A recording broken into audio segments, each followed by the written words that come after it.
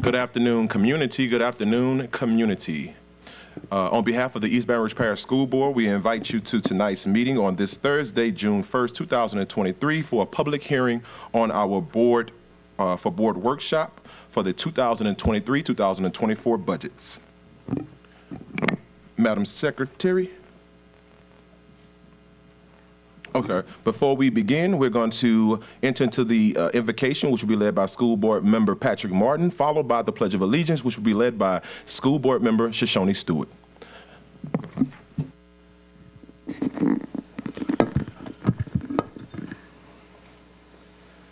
Lord, we thank you for blessing each of us with the opportunity to serve the families and the children of Baton Rouge. We ask that you enter our hearts and strengthen the commitments we have made to put the interests of all of our children first. We ask your help to put aside our egos and insecurities and personal desires and devote ourselves solely to helping our children grow and prosper in life. Please help us all see with greater clarity the needs of our students and those who work on the front lines, often at significant personal sacrifice to transport, feed, and educate our students and provide them with a clean, pleasant school environment. Please guide our decisions so we can make Baton Rouge a great place to live, work, and raise a family. In Jesus' name we pray. Amen.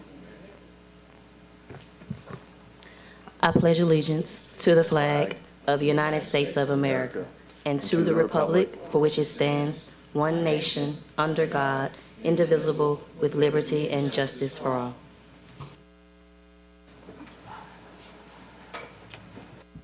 Thank you. At this time now, we'll turn to item A1, call to order, invocation, and pledge of allegiance. Seeing that we've already went through our invocation and pledge of allegiance, Madam Secretary, please call the roll. District 2, President Lannis. Present. District 3, Vice President Powell. District 1, Mr. Blue. Here. District 4, Ms. Stewart. Present. District 5, Mr. Lewis. Present. District 6, Mr. Russ. Present. District 7, Mr. Goday. District 8, Ms. Kennison. Here. District 9, Mr. Martin. Here. Thank you, Madam Secretary. Before we go into item B, I would just like to preference that tonight's hearing is more about hearing the community's input around our budget. So I would ask board members to please be mindful. I'm going to go a bit out of order. I'm going to allow the community or the public to speak first, and then we'll come back to our board following. Okay? All right, now we'll move on to item B1, presentation of the proposed budget for 2023-2024 general fund budget.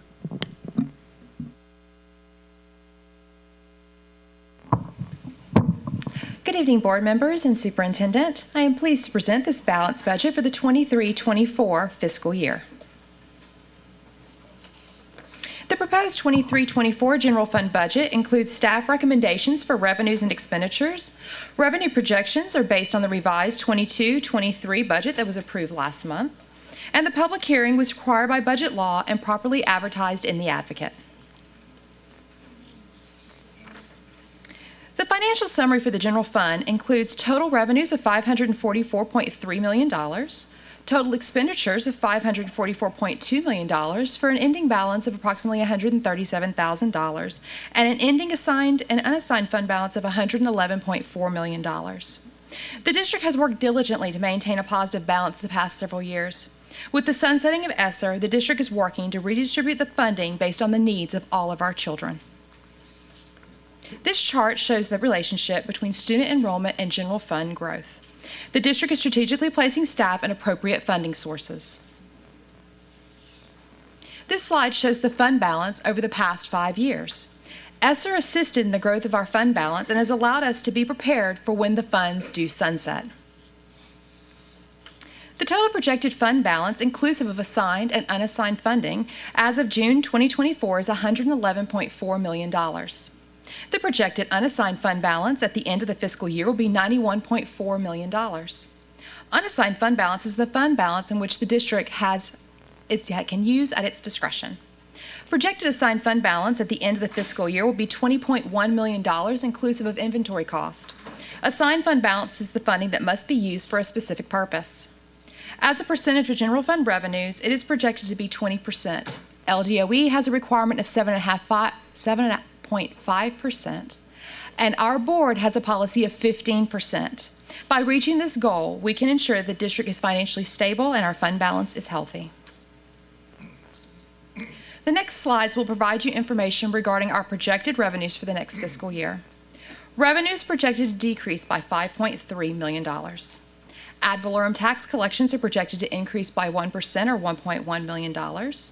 The board will have an opportunity to roll forward the millage again in 2024 after the parish's reassessment. Sales tax collections are projected to remain flat. The district will follow the recommendations of Dr. Lauren Scott and only reduce by 0.4% and not the Louisiana Department of Revenue's projection of 4.4%. Other local revenues will remain mostly unchanged, with a slight increase in administrative fees collected with the growth of charter schools.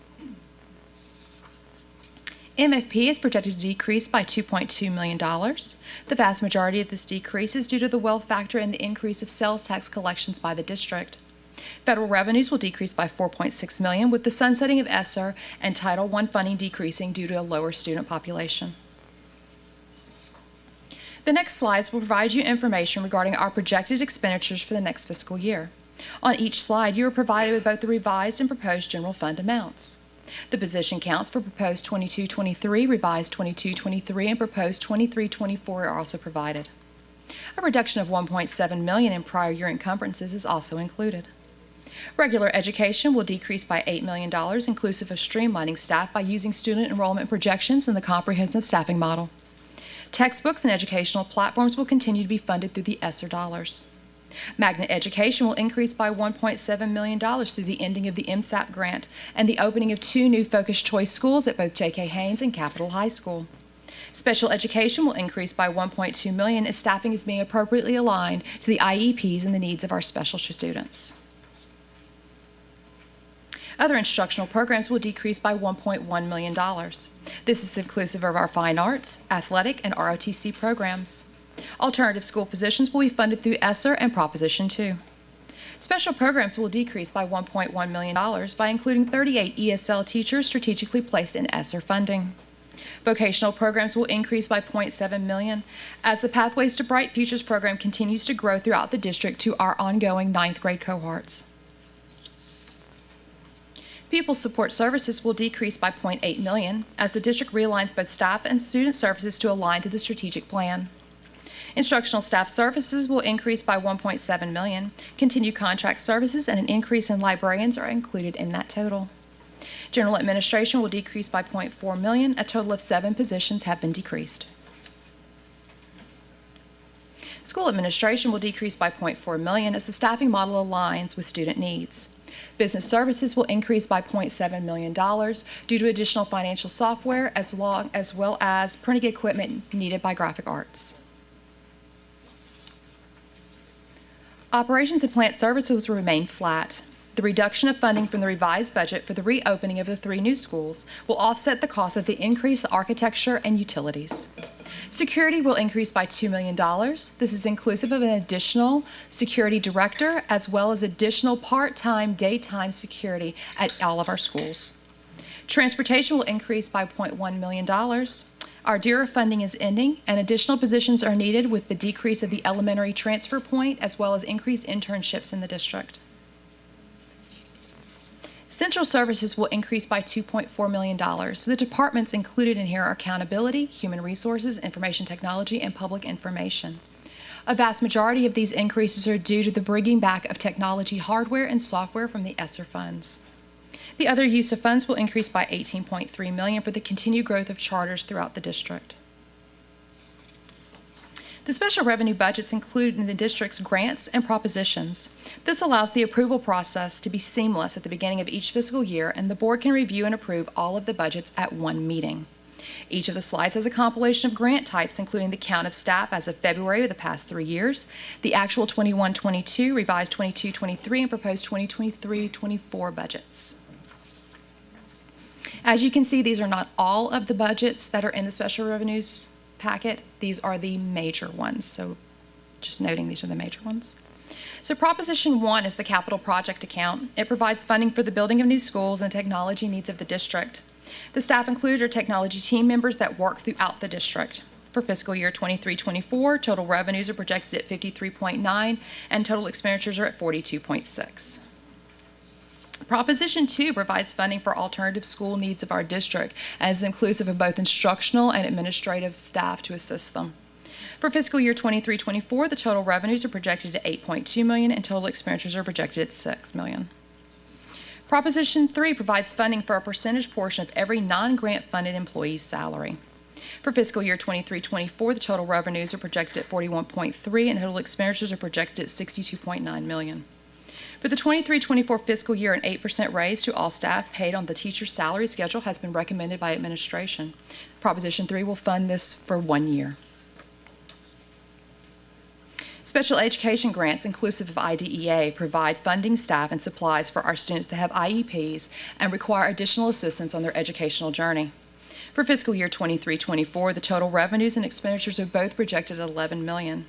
As with the majority of our grants, all funds must be expended during the fiscal year or the funds must be returned to either the federal or the state provider. Title funds are additional funding for staff and supplies for students that are either economically disadvantaged or are English learners. For fiscal year 23-24, the total revenues and expenditures are projected at $23.5 million. Pre-K grants provide funding, staff, and supplies for our pre-kindergarten students. MFP funding provided through LDOE does not include these students. Therefore, grants must be obtained to provide educational services to this age group. For fiscal year 23-24, total revenues and expenditures are at $8.1 million. Literacy funds and grants provide funding and staff and supplies for all of our students in the district to increase their literacy skills. For fiscal year 23-24, the total revenues and expenditures are projected at $9.2 million. ESSER funding, which will be brought into much greater detail by Dr. Bethley in just a moment, are provided to assist the districts with students who need post-COVID and return to in-person school assistance. For fiscal year 23-24, total revenues and expenditures are projected at $59.5 million. ESSER, unlike the other grants that, while federally funded, is ongoing. It was not a 1 year, so it began in 21-22 and will complete in next year, 23-24. So the district has many opportunities. We will begin the evaluation of all schools to either reduce or close based upon student enrollment or performance. The review of land sales and school consolidation in the district continues to be an opportunity. The Pathway for Bright Futures program is allowing the streamlining of instructional programs at the high school level. During the budget process, all departments were reviewed for additional savings. Program evaluation continues throughout the district to align all of our programs with the district's strategic goals and KPIs. We will continue to shift our priority areas to both literacy and numeracy. Comprehensive Staffing Program has assisted the district in properly staffing all locations based upon their enrollment and the needs of their students.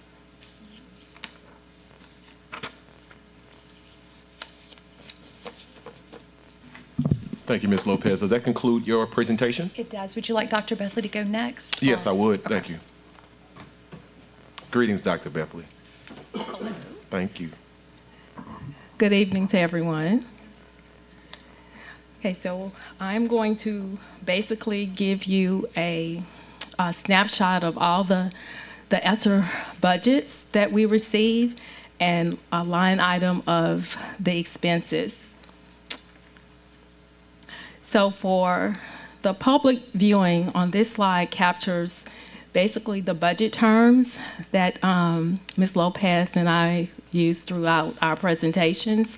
But just so you'll understand, when we say encumbered, that means that we haven't paid the bill yet, or it hasn't been expended, but it's been encumbered, meaning that we are going to pay the bill soon.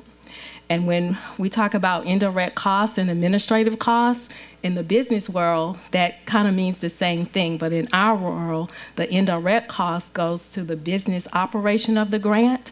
And when we received the ESSER funds, that indirect cost was 26.7433%.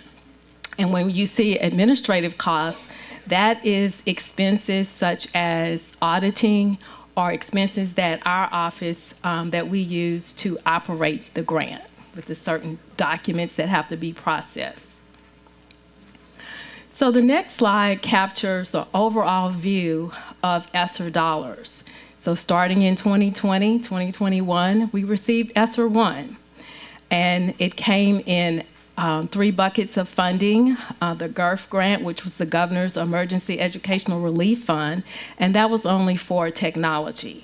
And then we received little buckets of funding. So that was 19 million. And as you can see, our indirect cost for the district was 4 million. And I'm not gonna say the exact amount, I'm just gonna average it out for you guys. But we did use all of this funding, and we had to spend these funds by September 30th, 2022. Then we received ESSER 2, and it came in 2 buckets, Action 1 and Action 2. And we also received incentive funds and the ESSER 2 school choice, which we did not get indirect costs because this grant was for our charter schools, but the grant flows through our district. So you can see our total amount is 76 million and our indirect cost is 15 million. These funds must be spent by September 30th, 2023, but it is our goal, we will spend these funds by June 2023, June 30th. Okay. And the last grant is the ESSER 3 grant, which came in 2 buckets, Action 1 and Action 2. And we also received little mini grants, but it was specific to what we can spend the funds on. So this grant will generate, when it's finished, 34 million in indirect costs. And we must spend these funds by September 30th, 2024. So the next slides, you're going to see a line by line item of what we have spent on with the ESSER funds. So with ESSER 2 Action 1, as you can see, our balance is 0 because we spent most of these funds on early childhood curriculum materials and supplies and individual supports. The next slide, we spent funds on personnel, social workers, medical assistants, but as you can see, this balance, the balances are almost all 0. We have a slight balance left for our charter schools, so we are working with them to spend their funds. The next slide is ESSER 2 Action 2, and we have a slight balance in our early childhood category and also with our curriculum materials and supplies. Continuing with our individual student support, which our district, we were able to hire literacy coaches, content trainers, and also we developed, we were in partnership with different contracts. As you can see, they're listed here. But again, most of these balances are 0. So ESSER 2, continuing at the bottom, you can see that we have a balance for our charter schools, 440,000, and then you can see our balance for our direct costs. So it's a very little left that we have in ESSER 2 that we will spend by the end of this month. Okay, did it go? Okay, so the next grant was our ESSER 3 Action 1. This grant was, again, very specific to what we could spend the funds on. And you can see the balances are 0. So it was for summer learning. We were in partnership with contracts like Dreambox, Learning Forward, Insight.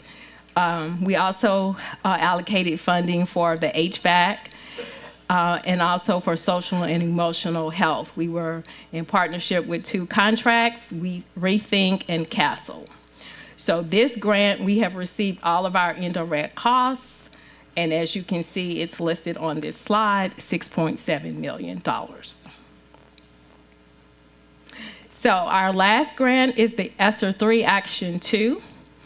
And with this grant, we were able to allocate funding for 21-22 school year, the 22-23 school year this year, and also our remaining balance is going to be allocated for 23-24.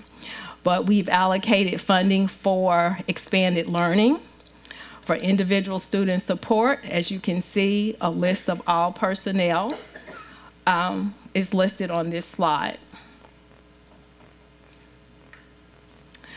Then we're going to pay for contracts, Achieve 3000, dual enrollment, Dreambox, proximity learning, and you can see the whole list captured on this slide. We've also allocated funding for materials and supplies for each teacher that is hired in August.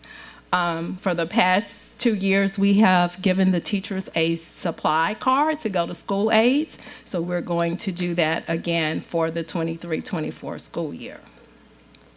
With this funding, we're also, we allocated funding for textbooks for the 23-24 school year. The next slide captures additional supports and personnel where we're going to allocate $4.7 million for our English learner support. So in this grant, we're going to be paying for the ESL teachers that are in our district and also the ESL instructional specialists. We also are going to pay for our Director of Multi-Tier Systems, our Director of Social and Emotional Health, and for our social workers and our social emotional specialists.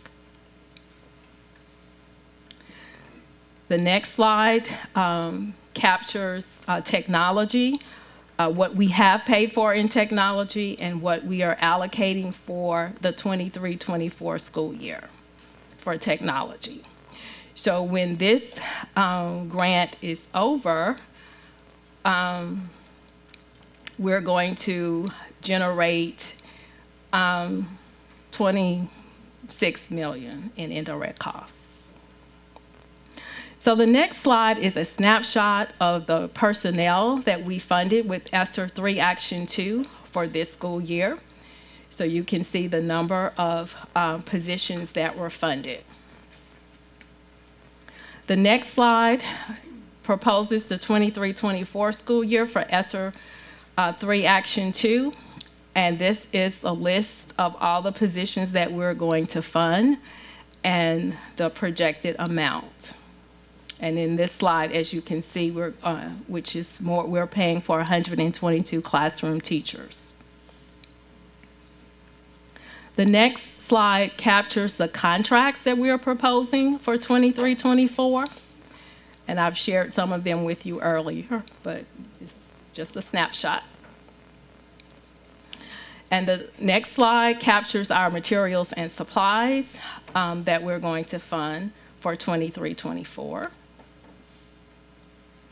So the balance for ESSER 3 Action 2 is roughly $59 million.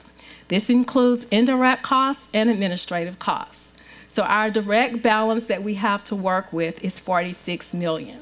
So with this $46 million, we're going to fund the following initiatives: expanded learning, early childhood, curriculum support, English learner support, professional development, social and mental health support, and technology support.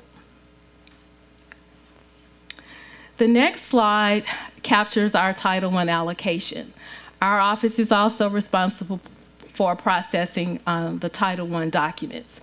As you can see, Title I, we are projected at $19 million, Title II, $2.4 million, Title III, we do not receive a lot of funding, so it's $412,000, and for Title IV, it's $1.4 million. And I've also listed the number of personnel that is coming from each title budget. Ms. Salinas, Ms. Powell, that ends my presentation. Dr. Narcisse.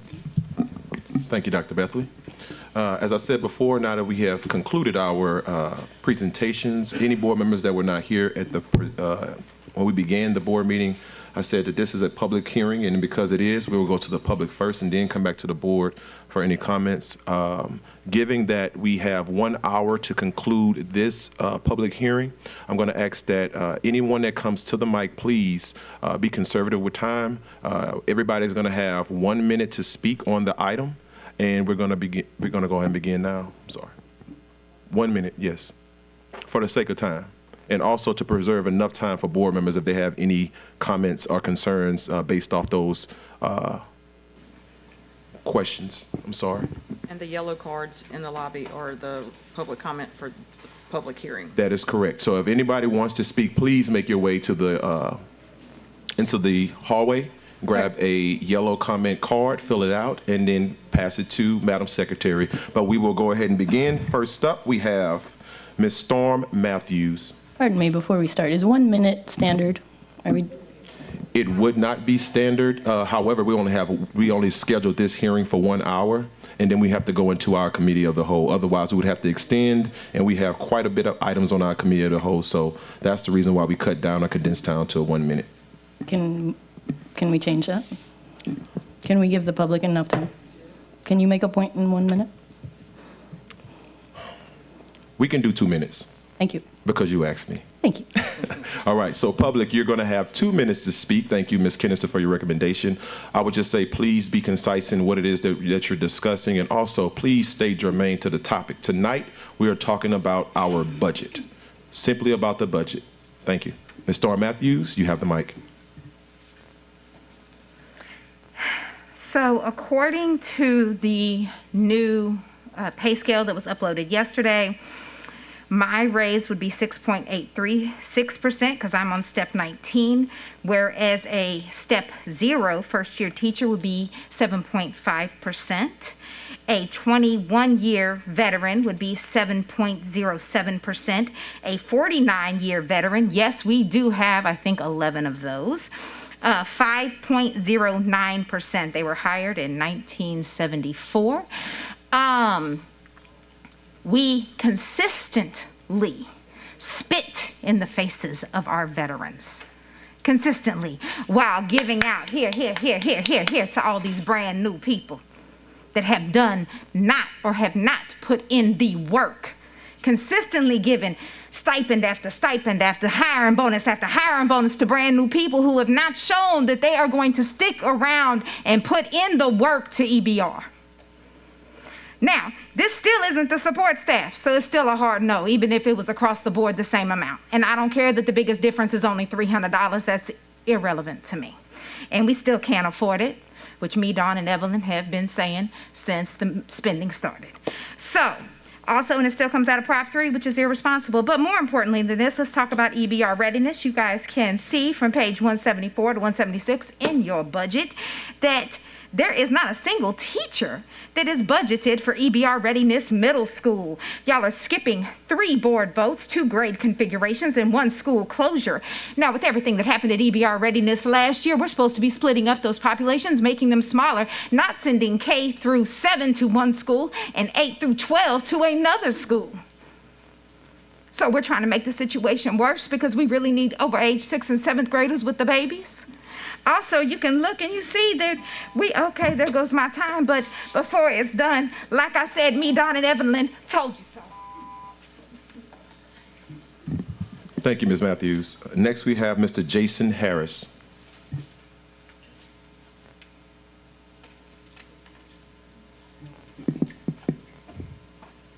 Mr. Harris? Okay, seeing that he has not come up. Next, we have Ms. Pam Palmo? I'm sorry, can't tell that last name. Miss Pam. I'm Miss Pam. Yes, ma'am, you can come on down, Miss Pam. Oh, I'm sorry, Miss Domino, I apologize. Thank you. Yes, ma'am. Hello, everyone. I just have a quick question. Yes, ma'am. My main question is, why is the support staff keep just being overlooked? We are one of the hardest ones that work in. along with the teachers, with some years, 25. And I've been overlooked for several positions. But as a support staff employee, what happened to us? I'm tired of being silent, so I need you to hear me. Look us up. Thank you, Ms. Domino. Next, we have Mr. Kurt Green.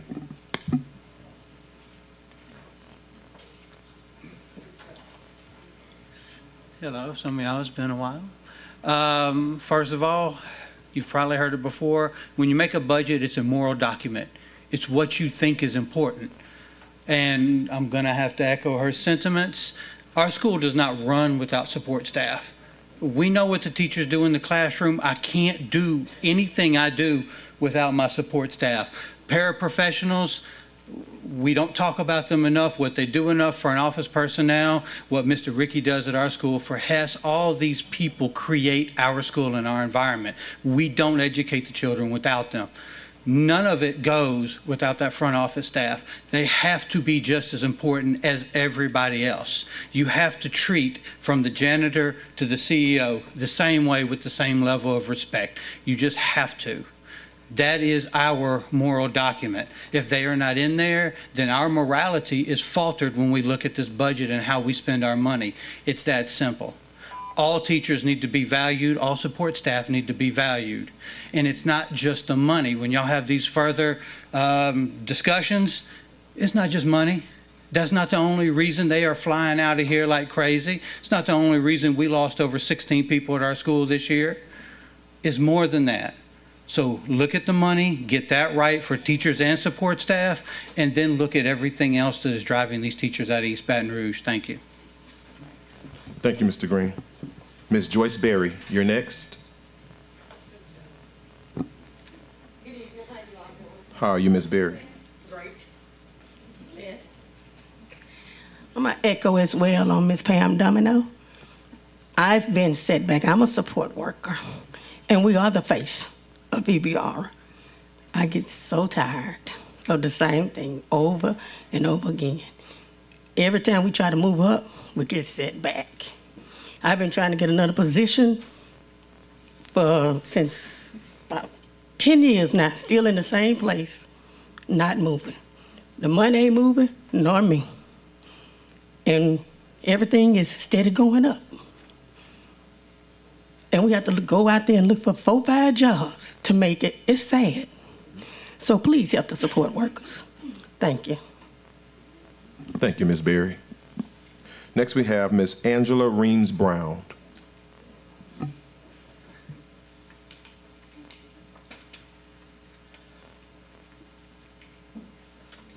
Good afternoon, ladies and gentlemen. I'm the president of the East Baton Rouge Parish Federation of Teachers and Support Workers. And so the first thing I would like to address is the fact that the support workers have been left out. The individuals that spoke before me are members of my executive board. And so I feel what they feel when they feel like they're not appreciated. And it's not just these few that are here, but it's the support staff across the district. I remember when the conversation first came up about giving pay raises for the 23-24 school year, and it was supposed to be across the board. No one was supposed to be left out. Now, I understand that we have bills that we have to pay, but I also understand that we have a surplus of dollars. It is your decision, because you're the stewards of our money, to decide how it's being spent.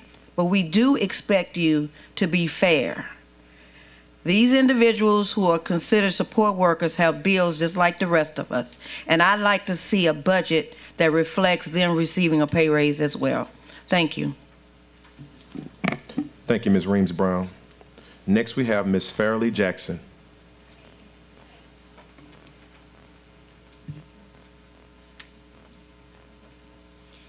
Good evening, everyone. First, I'd like to thank the workers of this district that have worked and reworked this budget. If I were Ms. Kelly Lopez, I would be on a tropical island somewhere hiding right now. So thank you to everyone here. So I echo the sentiments that our teachers deserve these raises. I echo the sentiments that our support workers deserve these raises. And it took me quite a bit of time with the third budget being posted yesterday to kind of wrap my head around what the newest iteration was and how to put it in like fairly terms. And that was basically, we're trying to give teachers pretty much the same amount across the board. Great. It doesn't change the elephant in the room. This money isn't there. It's not there sustainably. We are taking this from Prop 3. Nothing has been fixed to take this out of the general fund. What that means is that our teachers, while they may get some kind of temporary bonus, basically, which is it is, we may be facing rifts and we may face financial exigency. That would be horrible. I mean, if we put this in the salary schedule, that's not a responsible thing to do. We don't know how, when ESSER runs out, we really don't know what you all that are still here will be faced with. And that may affect our teachers even worse. So we need to think long term. And I know y'all are trying to do that.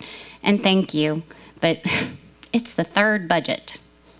It's the third one, and we're still not fixing the main problem. Please do. Thank you, Ms. Fairley. I'm sorry, Ms. Jackson.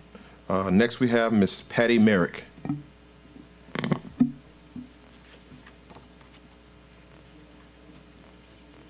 Good evening, Patty Merrick, representing retired teachers.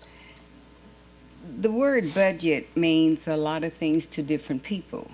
It could mean equity, it could mean bad things, getting rid of you if you're not in the budget.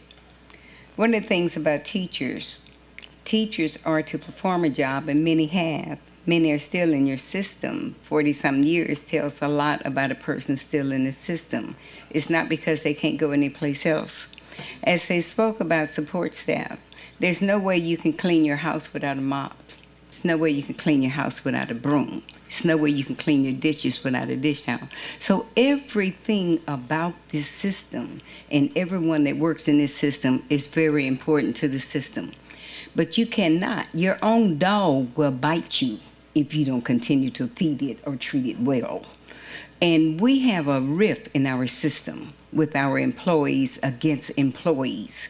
It's not that someone should feel so much better than another person. Treat them fairly. Let's divide this money where it's supposed to go. Stop the people that are getting 3 and 4 checks and reduce some of this funding that you know is available and pay this support staff. They need it almost more than the teachers need it, and all of us need money. Thank you, Ms. Merrick. Next, we have Dr. James Finney.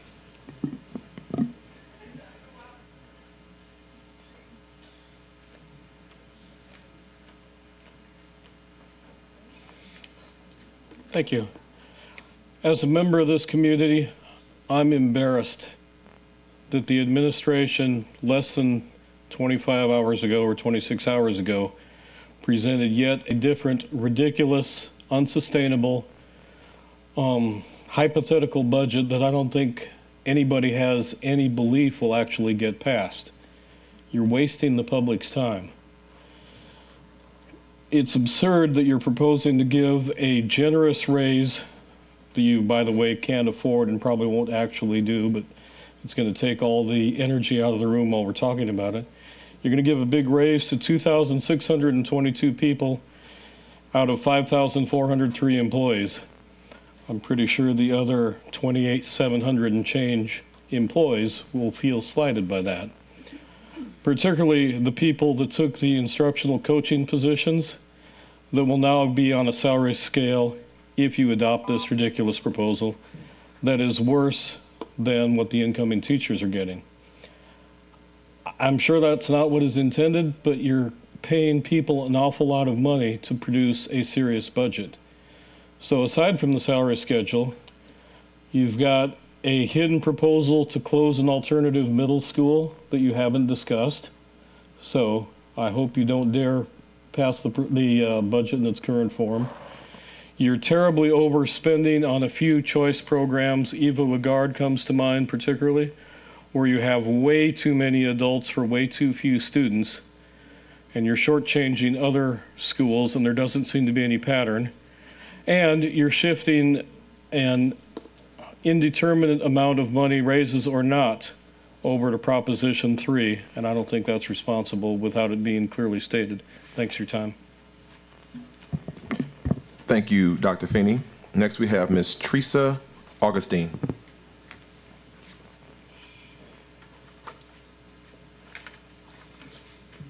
Good afternoon, everyone. I'm Tressa Augustine, Executive Secretary of the East Baton Rouge Parish Association of Educators. Let me give you a brief history moment. My mom gave 35 plus years to this district as an Executive Secretary. How many raises did she get? 4. And now you want to cut them out again? 4 raises in 35 years is not even one every 10 years. Come on, let's do the math. Now, yes, I became a teacher because I love what I do. And I'm pretty sure the teachers in the audience became a teacher because they want to educate the children. The ESPs in the audience want to do the same. But you will have a mass exodus, I repeat, a mass exodus of teachers and staff if you do not come to some kind of compilation that gives people the compensation they need and deserve. And when I say a mass exodus, I am not putting a threat out there, I'm putting a promise. Because these people are tired. We have 6 new board members on this board. And for the ones that have been here, you should know the history that ESPs and teachers alike have been skipped over for years. So if you do not want a mass exodus, I suggest you fix it and fix it today, because the math is not mathing. Thank you. Thank you, Ms. Augustine. Before I turn over to our board, I would ask, is there anyone else rather inside of the audience that would like to speak? If so, at this time, please fill out a yellow cue card. It is placed inside of the hallway. And upon filling it out, please pass it to Madam Secretary. Thank you. At this time, we now have Ms. Haley Nassif. I'm sorry.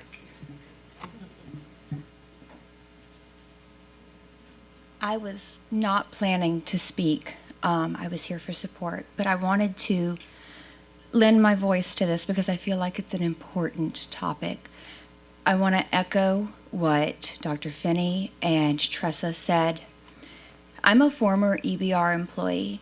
I was one of the instructional coaches that Dr. Finney mentioned.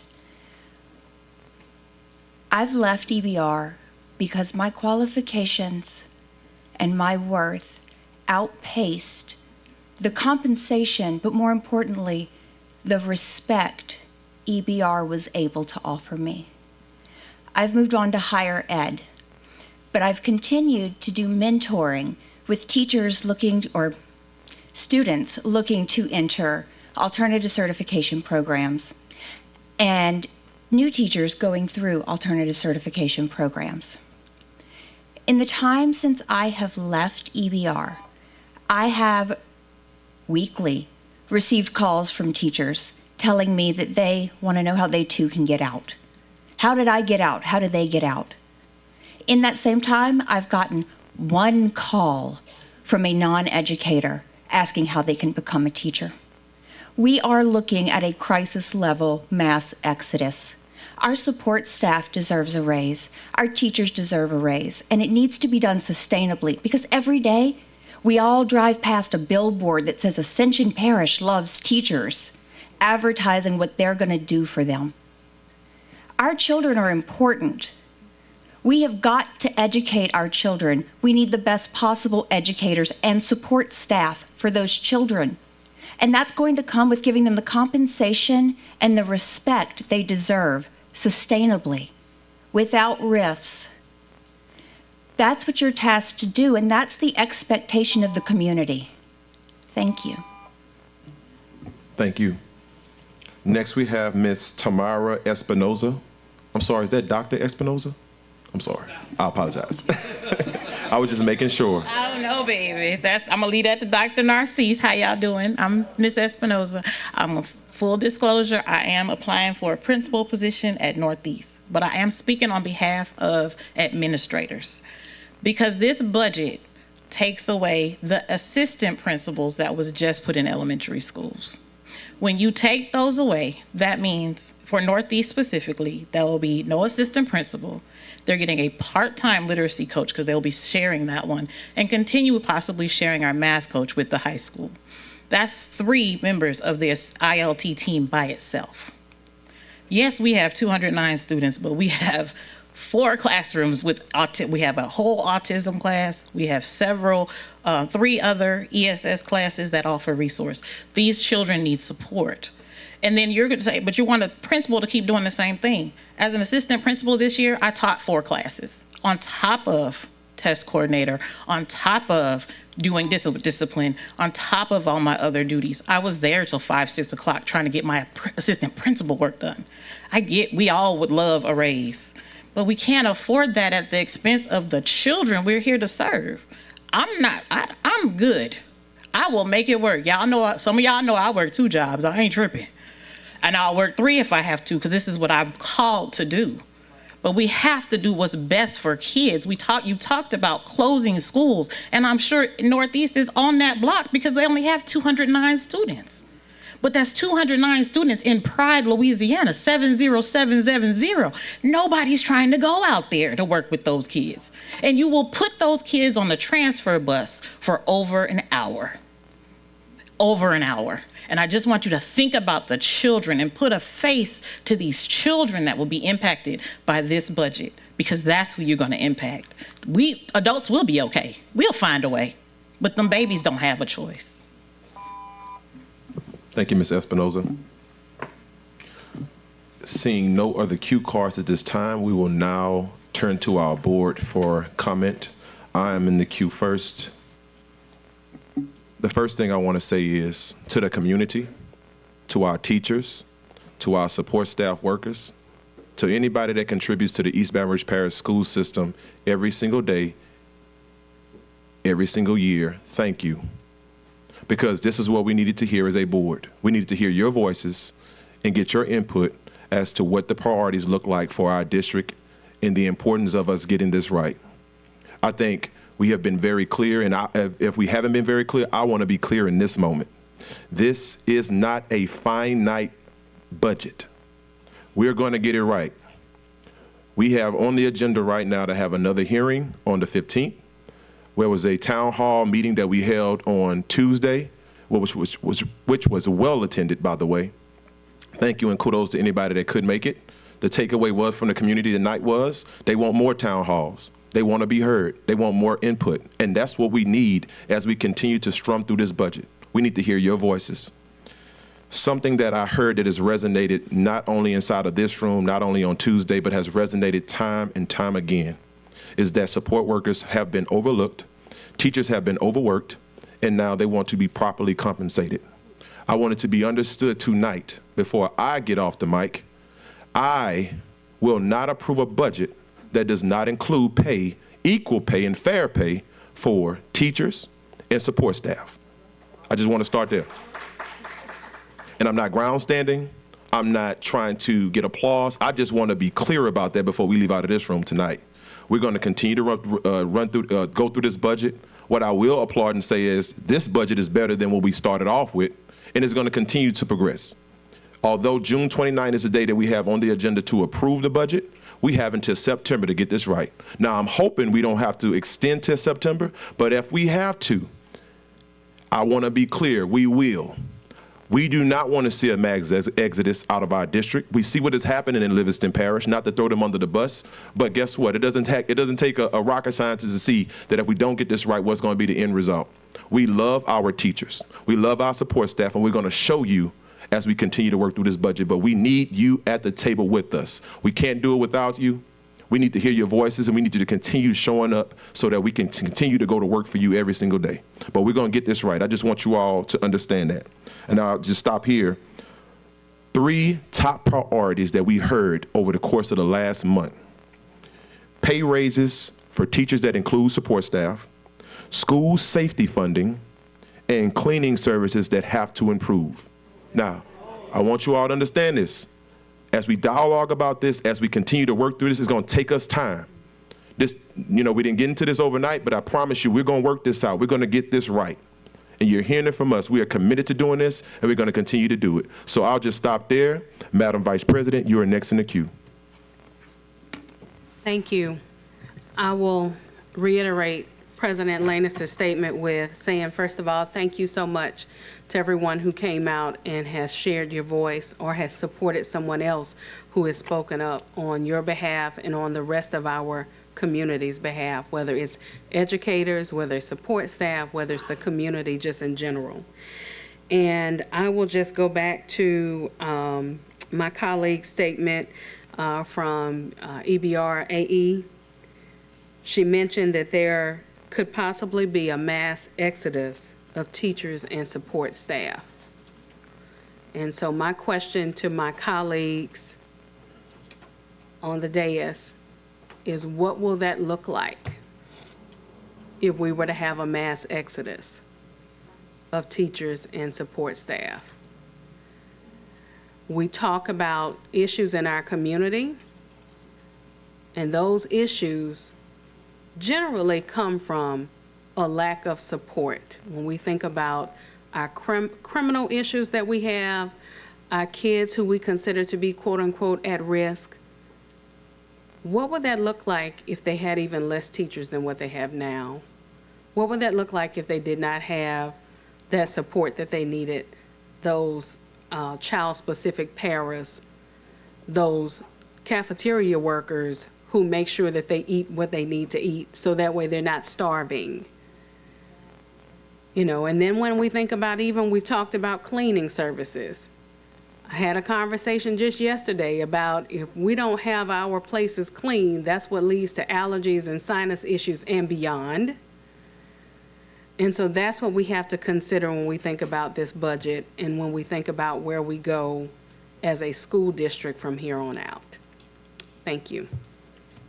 Thank you, Madam Vice President. Next, we have School Board Member Katie Kinnison. Thank you. Let's see. I have a lot to say. I wish I had like an hour to talk about the budget, but make it a couple minutes. We've been being told as the 6 new board members since we began in January that we have plenty of money, that the teachers and support workers are getting raises and it's taken care of. I asked before if we had to put it on the agenda to make sure. I was told no. Teachers and support workers are EBR. The humans that work in the schools are the school system. Nothing else to say about that. You guys are the most important thing. You guys all deserve raises that you were promised, but I was lied to, and you guys were lied to. We do not have money for the 8% raise. We have enough to cover this year, but we do not have any idea of how to sustain it, and that's $30 million that we need to come up with every year. If we give this raise right now without making some huge cuts, there will be a mass exodus, but it will be forced. We'll have to have a reduction in force come next year. ESSER money is ending. Proposition 3 comes from tax funds. It fluctuates wildly. And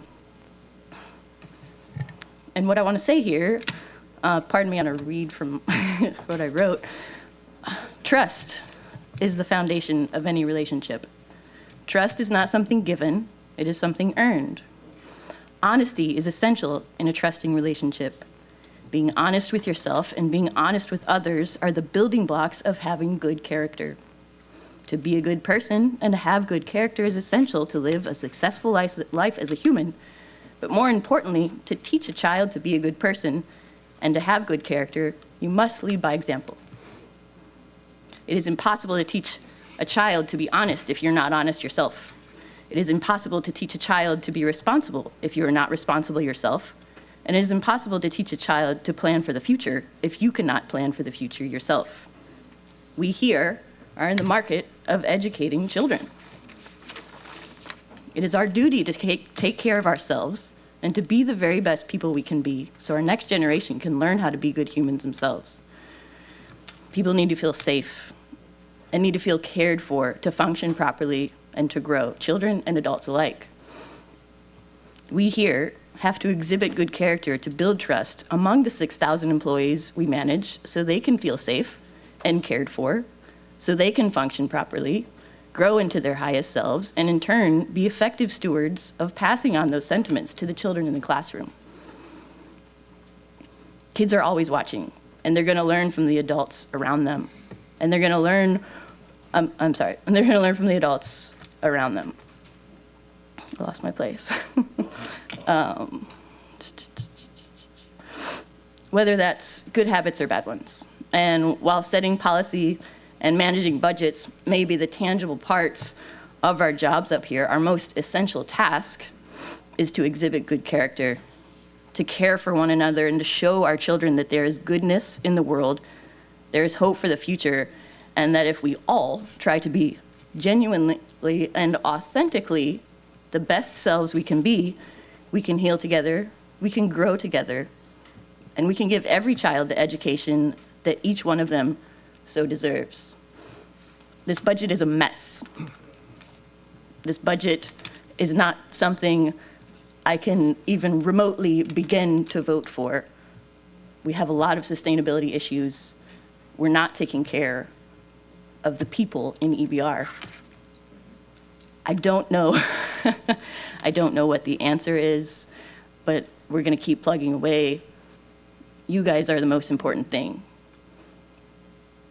Thank you.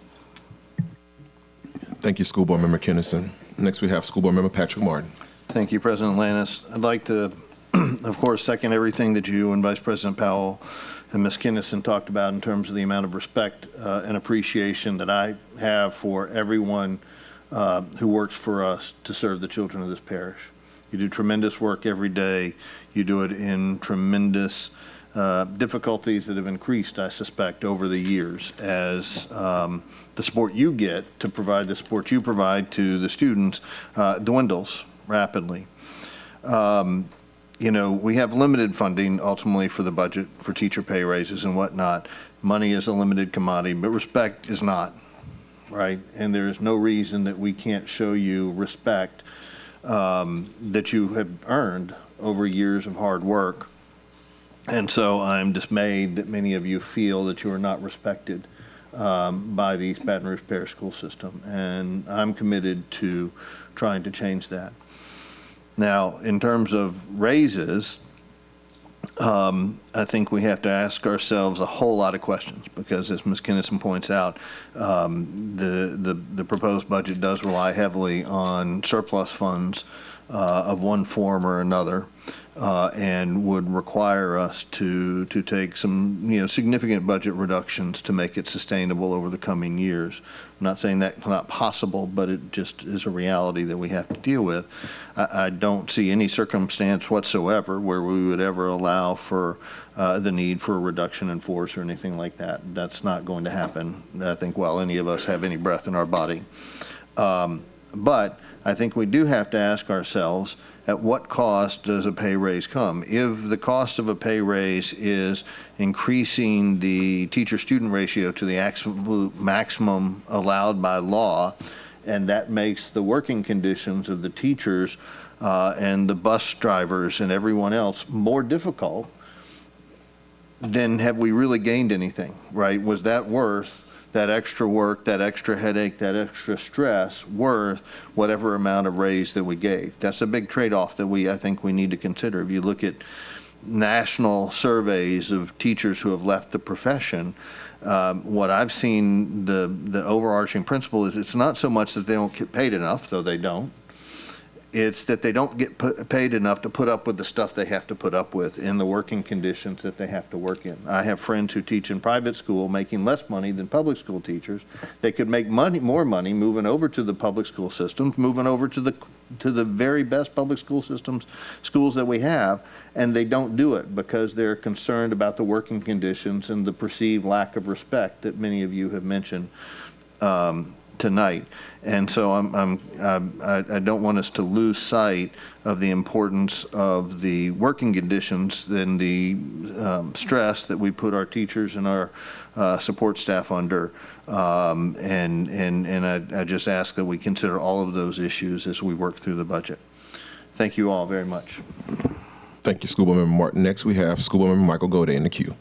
Yes, thank you. Let me get to the mic here.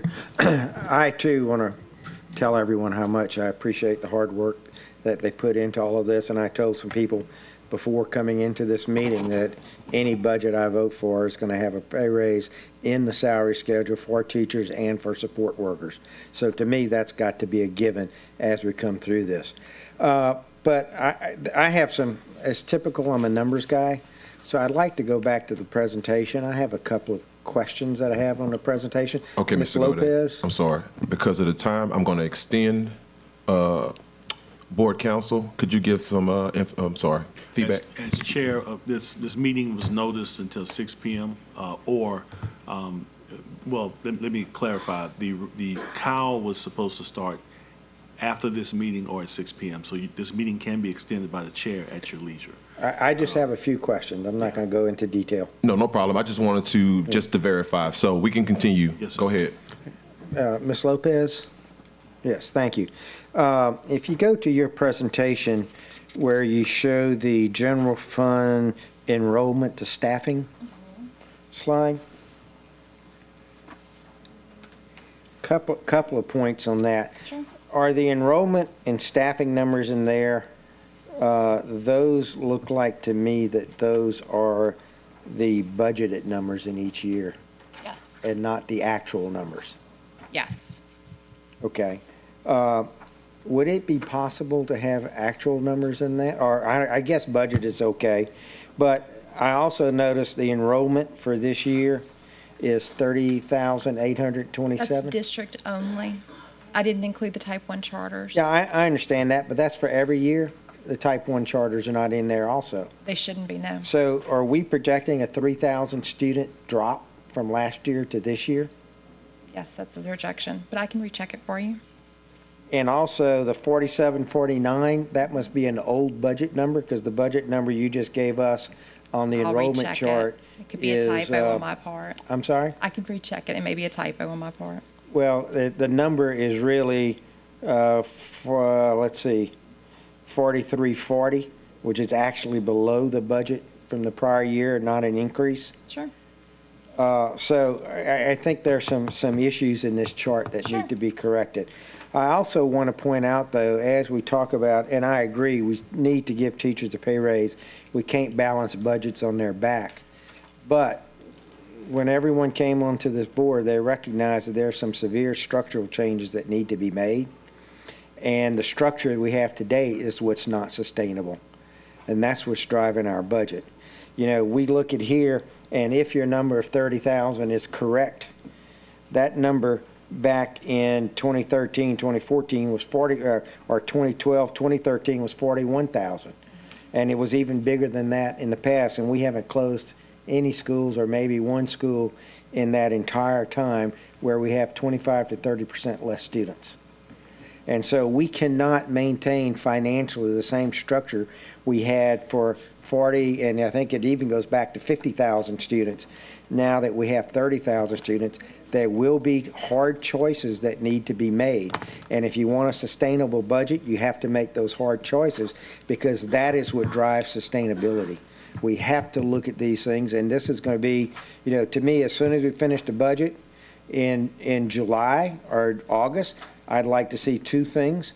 One, we need how are we going to go about deciding how we come about to rationalize our facilities and reset our structure. And then secondly, I'd like a second committee. As we're doing that, we might as well tackle the whole bunch at the same time and tackle how do we reorient our school schedule so we don't have kids getting up at 6 o'clock in the morning for buses. And so to me, those are the two first things we should tackle on anything. Now, next, I want to go back to another slide on here. It's the slide with the ESSER financial summary on here. And it shows here for 22-23, 192, and for 23-24, 246. But if I look at the salaries, the salaries don't follow. Okay. And some of that's got to be stipend, I recognize that, It is. but it's only $15 million in stipend, I believe. It's 20 million. 20 million, but still, I'll check it. that just does not look right. And also, if I go to the, thank you for pulling together the numbers on all of the, where everyone lies. But then if I go to the presentation by Ms. Bethley, here she shows 22, 23 ESSER 3 Action 2 and 23, 24 ESSER Action 2, but there's no ESSER Action, there's no Action 2. There's no ESSER 2 numbers on personnel. Were there no personnel paid out of ESSER 2? Yes, sir. But ESSER 2 for the book was combined. ESSER 2 Action 1 and ESSER 2 Action 2 were combined together. But I see no personnel list for ESSER 2. All we have is ESSER 3 Action 2. I'd like to see, and I need to see an ESSER total. Oh, yes, sir. I can provide that. On this PowerPoint, I did not provide ESSER 2 because it's ending. I know, but we're comparing to Okay, what's I can do happened that. this year, and if I don't have what's in there for this year, I can't compare. Yes, sir. I can provide you with Okay, that. because if I look at the numbers Ms. Lopez gave us earlier this afternoon, I got to get to them real quick here.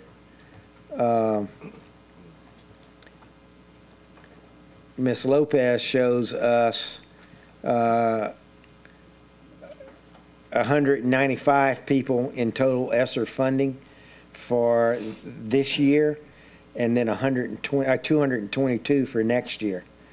And I'm trying to, these numbers have to match. Okay, so Because if we don't get personnel right, we can't get budgets right. So the And so 122. this leaves the impression that I'm at 117 here, going to 222 here, a huge increase. But part of this year is not even on here. And so I can't make that comparison, because what it says to me here is we're only up 26 people on ESSER funding from year to year, not 100 and something. I can provide ESSER 2 personnel. Okay, because those are the kinds of things that are very confusing to us here. We need to see full pictures of the thing so we can get, because in our mind, ESSER is ESSER.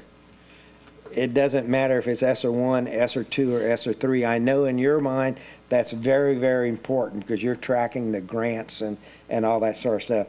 But from our mind and in tracking personnel and stuff like that, I really don't care. I need to know what's the ESSER, and giving me only half the picture. Yes, sir. I Doesn't can give me provide that. that. Like I said, I just didn't provide it because it's ending in June 30th, but I will provide it. And I would also forward that to also on the special funds budgets. You know, one of the things when you go back and try to do history in all of the special funds budget, if a fund ends and is not in the next year, it still should have a page in there showing that the current year had money and the next year has none. Because if not, it just disappears and we never get an actual accounting of the thing. So we need to get a little less focused on only providing compliance accounting and give us a lot more focus on so we can track numbers from year to year of how things are going. And without getting the complete set of numbers, including the prior year, we can't do that tracking. Yes, sir. Okay? And I think that was the end of my numbers. But I do want to go back and reiterate that the sustainability issue that we all face, that's a strategic issue for this board to attack. And it's going to take a lot of work on the board and a lot of work with the community and a lot of community input. And I should think that should be the very first thing we do as a board after we finish this budget. Because no matter what we do on this budget, that issue's not going away for next year. And I've also asked the superintendent, I know he hasn't had time to get it, I just asked him today, I want to see a list of what cuts would be necessary to reach the balanced budget without using Prop 3 funds, and what additional cuts would be necessary for the current salaries we have now, and additional what cuts would have to be made to reach a balanced budget, including support staff and bus drivers and so on and so on. So I think we ought to look at those numbers, because it's easy to sit here and say, oh, we can't do that, but we need to see what that means and how does that work out. And maybe there's some in-between ground or something we can work out to do that, because I don't know how devastating those cuts would have to be able to balance the budget. Thank you. Thank you, School Board Member Gode. Next, we have School Board Member Nathan Russ. Yes, I'll be brief. Thank you, Chair.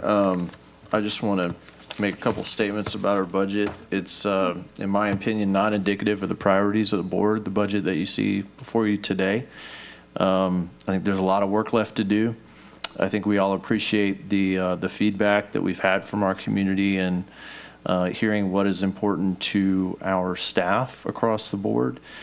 Personally, it is important to me that while I was not on the board, while these promises are made, that we continue the work of this system in providing a stable place for people to work, where teachers want to be, where support staff wants to be, so that it is a competitive environment where we can bring the best educators to our district for our kids. That is a high priority for me as a board member. There's a lot of ways that we can deliver on that this year. We've honestly got a glut of money to spend. The concern that I have, and I think many of my board members share, is sustainability. And the decisions that we will make ostensibly in the next 30 days will impact the next 4 years plus. My concern is ensuring that we as a district do not drive off a financial cliff that results in consequences that we can't foresee. We cannot run this district with rose-colored glasses, assuming that everything is continued to be great, the sales tax will continue to come in high.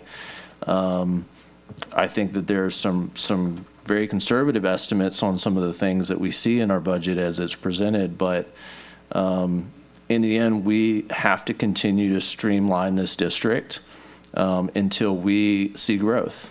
And we are not seeing growth in our enrollment numbers. I think a lot of work has been done to turn that ship that way, but until we are growing, we are dying. And with that comes cuts. The money just doesn't come out of nowhere.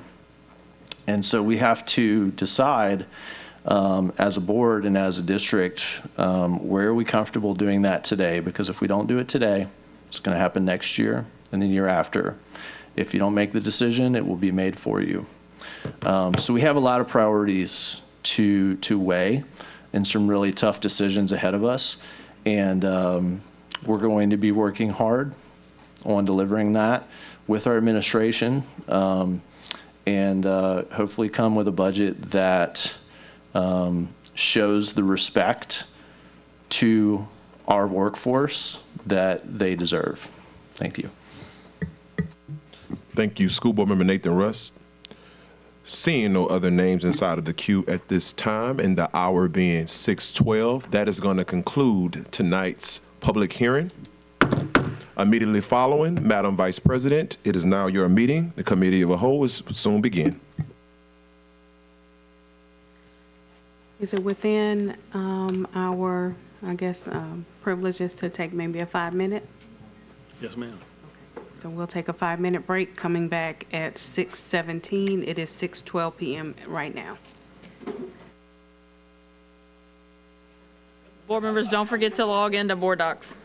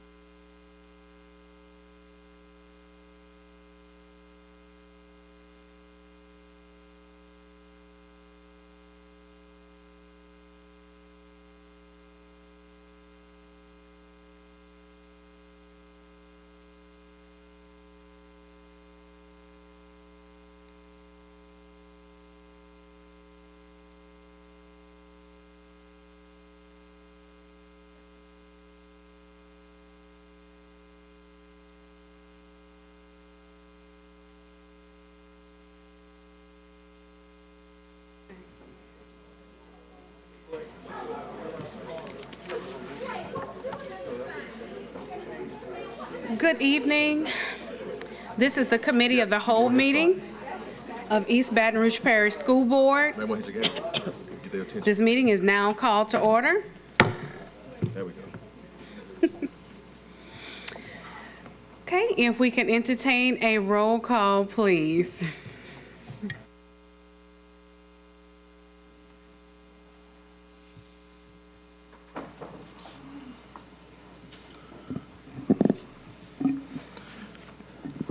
District 2, President Lannis. Present.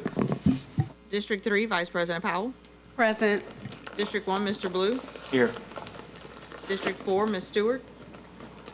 Present. Present. District 5, Mr. Lewis. Present. District 6, Mr. Russ. Present. District 7, Mr. Gode. Here. District 8, Ms. Kennison. Here. District 9, Mr. Martin. Present. We have a quorum. Thank you. Continuing with item B, unfinished business. Number 2, policy JGBA-Recess. Consideration of a request for the approval of policy JGBA-Recess. If we could have, you have statements, Mr. Yes. Martin. Yes, Madam Vice President, I'd like to move that we refer this matter to the board without recommendation. I've been working with the administration on this item, and I appreciate their cooperation with it. Our general counsel is going to make some revisions basically to accept out from the draft recess policy alternative schools and provide a mechanism for individual schools, individual principals to request that their school, for whatever reason specific to their school, be exempted from the policy. But we don't want to try to change that wording on the fly here tonight. So we believe that in the next 2 weeks we'll be able to make that policy, and then I and the administration will be in agreement with the policy. Superintendent? Yeah, I agree with that 100%. Working with Board Member Martin on that. I'm sorry, Madam Vice President. Point of information. Did you say a time period for which we're going to move this item? I didn't. No, we're going to refer it to the school board meeting in 2 weeks, the actual Regular meeting, board okay. meeting, and to the regular meeting, and we'll have the changes made by that time. And Mr. Martin, for purposes of the minutes, we'll reflect it as you sending it without recommendations, but subject to requested changes, and I'll make those changes and communicate it to the board. What he said, yes, sir. Yes. Do we need, I guess we need a second and all that. Yes. Okay, it has been moved by Mr. Martin and seconded by President Lanus that this item be sent to the full board without recommendation, and all the other technical terms that Mr. Shamlin mentioned. All right? Okay, so comments from the board. Mr. Russ.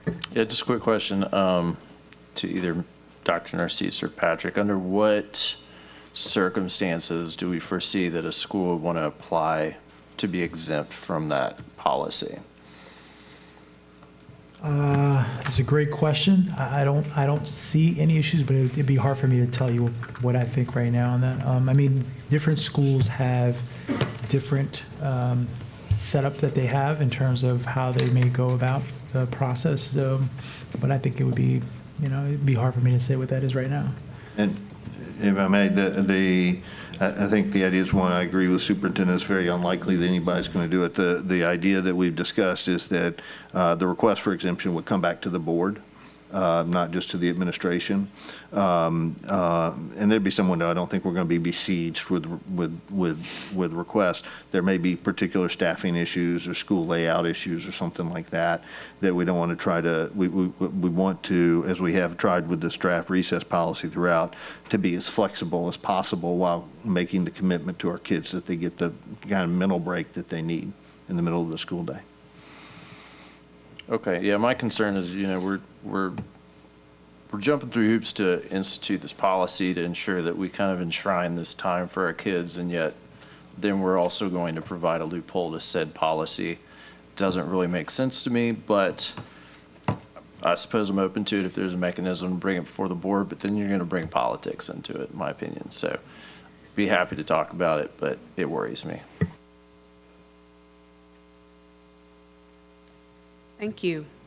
Seeing no further comments from the board, we will now have comments from the public. Okay.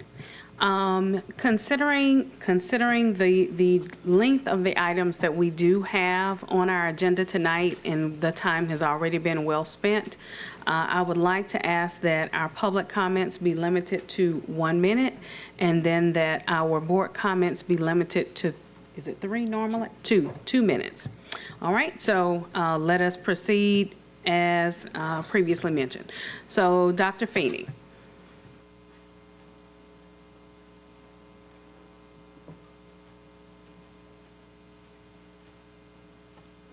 Thank you. With respect to this item, I'm fine with postponing the discussion for 2 weeks. A couple points. Recess does not necessarily involve physical activity, although that would be the obvious choice for most kids. And I can't imagine that it would be reasonable to exempt a school from a requirement that kids get some free time every now and then. But since this is the first opportunity to say this, you advertised plural public hearings and you only had 1.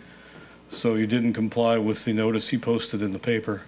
So there has not been a special or a budget hearing with respect to the special fund budgets.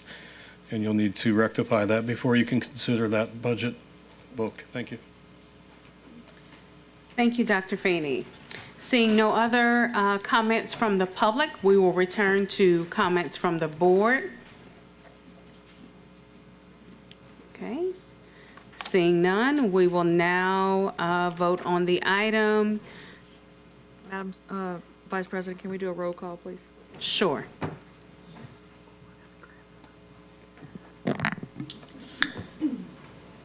District 1, Mr. Blue? Yes. District 2, President Lannis? Yay. District 3, Vice President Powell? Yes.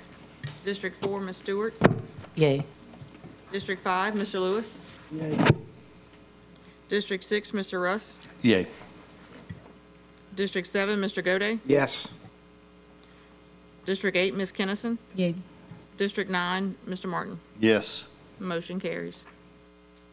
Thank you. Alphabet C, items for consideration. Number 1, advertising of bids 2023 to 2024.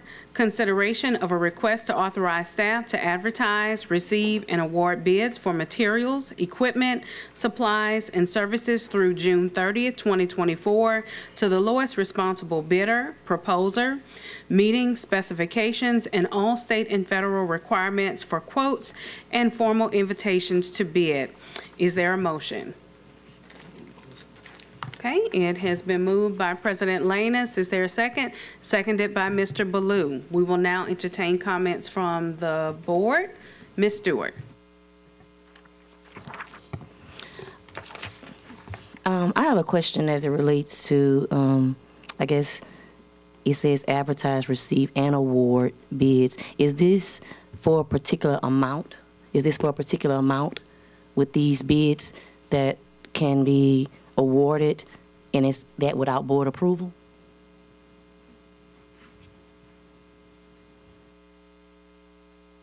How you doing? Jordan Clements, Director of Procurement. No, it only pertains to items that will be approved in the annual budget and those programs that are readily approved. So if there's an item that's not a part of the approved budget, when it gets approved, we would need to come to the board to ask permission to bid or submit an RFP or those things. And then on the back end, we would make an award but still come to the board for approval of the RFP committee selection. Who's a part of your team? Who's a part of that team as far as like the staff? It says the staff to advertise. Who is this staff? Purchasing department, so that would be my department to advertise. So you have a team of personnel in that department that conducts and facilitates all of this? Yes, ma'am. Okay. And you choose those persons solely with your staff in that department? Well, I'm responsible for submitting the advertisements. Are you Right. talking about committees for projects? Is that what you're referring to? I'm talking about this item. Yeah. So RFP committees are comprised of different subject matter experts depending on the product. Okay. So we tend to have, we'll always have subject matter experts pertaining to that product, and someone who's going to oversee that contract is always a part of that team when we do RFPs and things of that nature. But yes, I'm responsible for advertising, lowest bidder. Okay. Those things. Yes, ma'am. And for marketing as well, like in regards, like when I guess something comes out, you're responsible for marketing for those persons to actually bid on these items, correct? Correct. Okay. Yes. And so, can you tell me how you do that? How is that? Yeah, sure. Yeah, appreciate you. So we determine that we have a need for a product. Mhm. We'll advertise in our official journal. Currently, it's the Advocate. Ah, okay. And we also post those documents on Bid Express. That's an online site where basically any vendor potentially in the nation and sometimes outside of the U.S. Okay. They have access to those documents where they can go out and they have companies that essentially they pay to get notified of bid notifications. And a lot of time with our products, there are things that we've previously submitted bids for or RFP'd. So we have a list of known vendors. Okay. And in those instances, we submit notification that we're going to be bidding. We let them know that it's going to be out there for them to pull those documents and submit a proposal. Okay. Are there instances where certain contracts are? Ms. Stewart. Oh, I'm sorry. Okay, so you got I got one more question. Are there instances where bidding may not take place on certain projects or?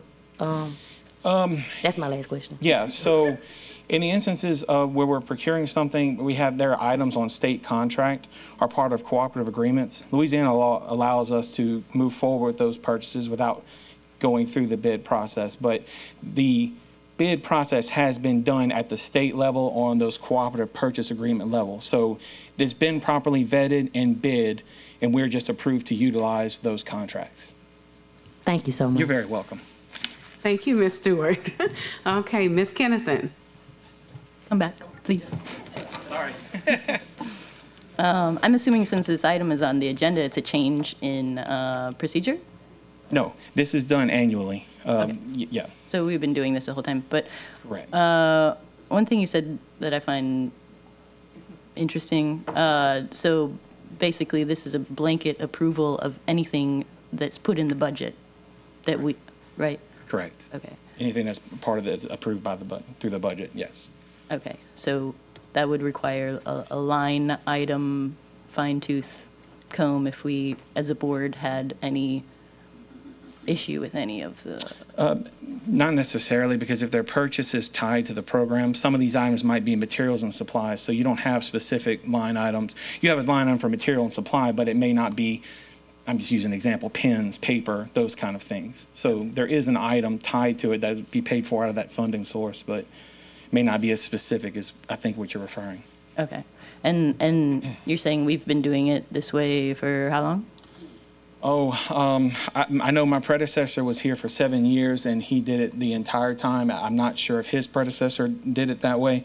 It is something, I spent some time in Iberville Parish that I worked with EBR to implement in Iberville as well. All right, thank you. Thank you. Thank you. Seeing no further comments from the board, we will now have comments from the public. Ms. Jackson, Ms. Fairley Jackson.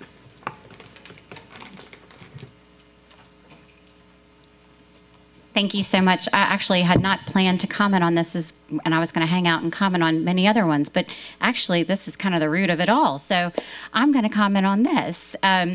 So, you know, to the point of Board Member Kennison, is this something we just do? It sure sounds like a rubber stamp thing, just like a lot of the contracts ahead of you. But we've just had a very lengthy discussion about how we don't have a budget. And this is where we start. I don't think anything on this agenda that involves spending our money should actually move forward with recommendations. So I'm not saying, and we know the business of the district cannot stop. We cannot grind to a halt. But to even think about providing funds for any of this right now is wild to me after the conversation we all just had. And this is the root of it. So I urge you to not move this forward with a recommendation, or actually basically spending any of our money on any item for the rest of the night. I hope you all have a great night. See ya. Thank you, Ms. Jackson.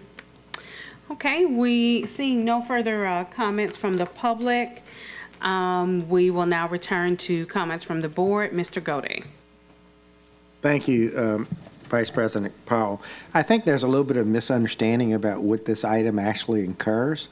You know, we have food service, for instance, and they go out and get bids for how many cans of sweet peas they're going to need to provide lunch that day and that sort of other thing. Do we as a board really want all of that coming to us so we can sit there and approve, you know, who we're going to buy flour from and who we're going to buy milk from and who we're going to buy pens and papers from? This is standard operating supplies and standard things to feed our kids and do all those sorts of things. So this is not, and even things like gasoline for the buses and so on and so forth. So, you know, if we vote down an item like this, we'll never get any work done because we're going to be spending every meeting that we have to end at 9 o'clock going over contracts and going over bids to approve. So just be careful what you think this is because we could easily get swamped. Thank you. Thank you. Mr. Martin. Thank you, Vice President Powell. I agree with the general, tenor of Mr. Goday's comments. We have to have insurance. That's not an option to not have that. And so this is not some, extra service that we may or may not need or that we can debate whether we really should have it or not. We have to have insurance. So then the question becomes, do we authorize them the professionals on our staff to run a competitive process as required by our policy and make the award, or do we require that we come back and have an official vote on who should get it after they've already identified who the low-cost responsible bidder is? And I don't personally want to inject my own opinion on who's the low-cost responsible bid and inject politics into that or anything else. So I think it's a good motion, and I support it. Thank you. Thank you. Mr. Shamlin? I'll be brief. Mr. Goday and Mr. Martin both covered it. This is a routine authorization that we do every year. What it helps us to do is streamline the process of what we bring to the board and what we don't bring to the board. Without this authorization, our meetings, we would never cover every item in the meeting. Number of purchases that staff makes during the year are numerous. Many of them routine and many of them happening every year. So this actually helps us to streamline what we bring to the board, what we consider, what we approve, but also still provide some form for for our procurement director to actually manage his office without having to bring numerous items back to the board, if that makes sense. I just want to assure the board that this is routine and necessary. Thank you. Ms. Stewart? I appreciate that, Attorney Shamlin, because as has been mentioned, several of us are new, and so we're trying to understand this process and how it operates. And so, which goes back to my question. I do understand that it tries to help eliminate some things that we have to do, but is there a dollar amount for this in regards to what is, and that's what I wanted to know. Yeah, so I don't have that in front of me. Our procurement director can actually provide, he actually provided he has an excellent cheat sheet that actually breaks down what state law requirements are, what federal requirements are for procurement. I can share that with the board and also the public. We have that already. I use it routinely. He did a great job putting it together. But we do have guidelines and requirements by law. Also, with this authorization, the board always has the option, if it's a professional service, to come back and say, we'd like to issue an RFP, RFQ to secure, to make the process even more transparent. So this doesn't eliminate that option. It just gives him the ability to operate more efficiently without having to come to you guys for every single authorization. Does that help? Yeah, and I understand that, and I appreciate that, but I would like to know that dollar amount. We can get it to you. I appreciate it. Thank you. Okay, thank you. And I waived my name in the queue as well because I was going to ask the same question that Ms. Stewart asked, and we will now move to Mr. Rust. Yeah, just to be quick, thank you. The board, we have three main responsibilities as I understand it. We're a legislative body, right? We approve the budget, which is where we honestly flex the most amount of power over this school system. This is where all these little things are decided. We employ our superintendent, and then we make policy. I do think that as a system and as a board, we have an opportunity for transparency. In other organizations, there are often, for instance, a finance committee that will deliver a regular report to a body that says, look, here was our last month's, revenue budget and projected versus actual. Here's a breakdown of all the professional services contractors contracts that were under the limit that the board imposes, and on and on. So I think that if I'm kind of reading into the spirit of what's being asked here, when it comes down to transparency, I think as a board we could produce some policy that could improve that without getting in the way of the business of running the district. Thanks. Thank you. Okay, seeing no further comments from the board, we will now entertain a vote.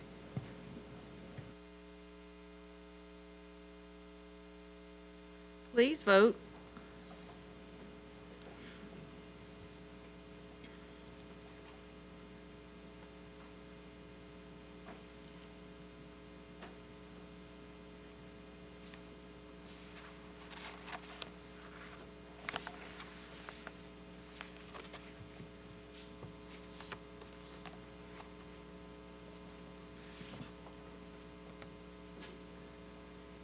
Refresh your screen.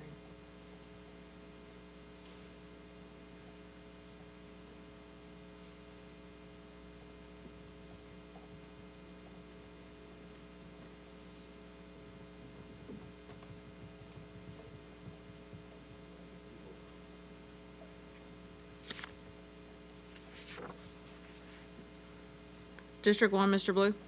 Yes. District 2, President Lannis? Yay. District 3, Vice President Powell? Yes. District 4, Ms. Stewart? Yay. District 5, Mr. Lewis? Yay. District 6, Mr. Russ? Yay. District 7, Mr. Gode? Yes. District 8, Ms. Kennison? Yay. District 9, Mr. Martin? Yay. Motion carries. Thank you. Item 2, advertising in Official Journal 2023-2024, consideration of a request for the approval to select The Advocate as the official journal, newspaper advertising of the East Baton Rouge Parish School System for the fiscal year 2023-2024. Is there a motion? Okay, it has been moved by Mr. Ballou and seconded by Ms. Stewart. Okay, comments from the board? Okay, seeing none. Comments from the public? Seeing none, we're returning to comments from the board. Okay. We will now entertain a vote. Please vote.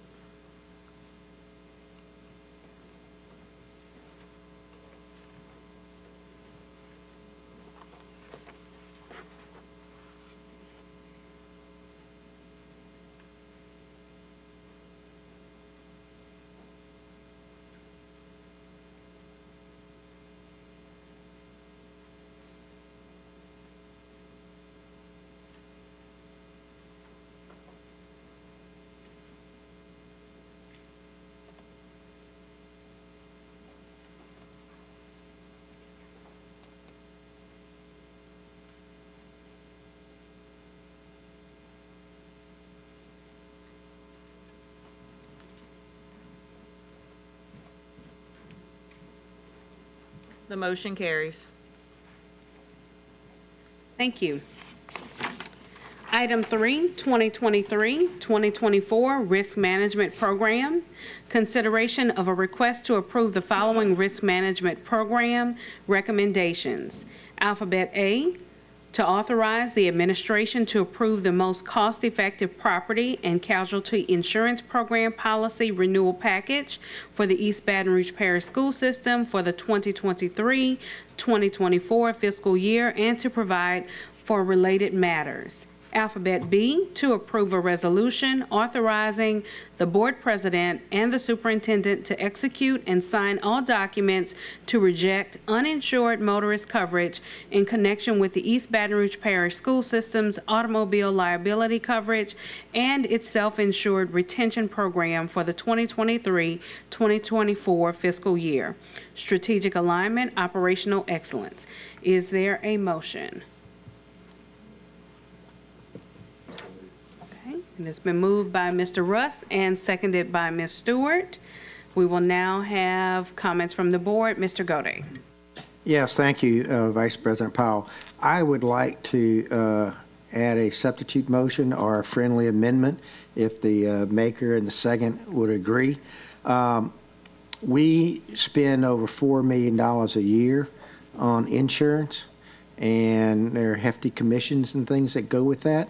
And as far as I know, we have never had an independent third party come in and look at our coverages and are our coverages appropriate for what we do or anything like that. It's always been based upon the recommendations of the people providing us the insurance. Now, I'm in no way am I trying to say anything funny is going on. That's not what I'm trying to say at all. But I know that there are a couple of people around the country that specialize in educational facilities and can do independent third-party audits to come in and look at here's what you got, here's what I think you ought to be getting, and here's your coverage.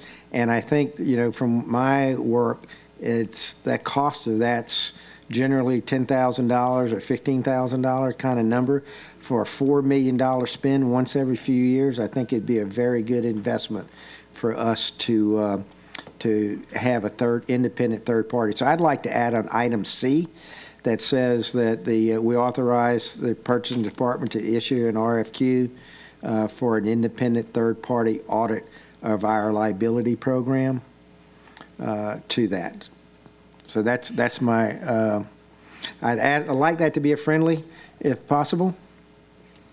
Who seconded it? Okay. So it has. So we have a substitute motion. Well, if it's a friendly, I don't know. Okay. Yeah. It's not a substitute, it's a friendly amendment. The motion maker and the second approve, right? Okay. So. All right. So there is. Thank you. All right. Excellent. Okay. So thank you so much, Mr. Gode. Any additional comments from the board? Okay. Seeing none. Comments from the public? Okay. Dr. Feeney. Thank you. This all seems perfectly reasonable, but I would suggest an unwritten fourth that when this happens, that you all be notified, preferably with something that's on board docs as to what the results of that RFP were. Wouldn't require much discussion, I wouldn't think, but it would just be nice. And I could have said this a couple items ago with the routine stuff. You know, if they award a contract, it would be somewhere, it'd be nice to see who we're buying pens from and how much and all that routine stuff. So there's a place for people to look it up and it doesn't take your time. Thank you. Thank you. Seeing no other public comments, returning to comments from the board.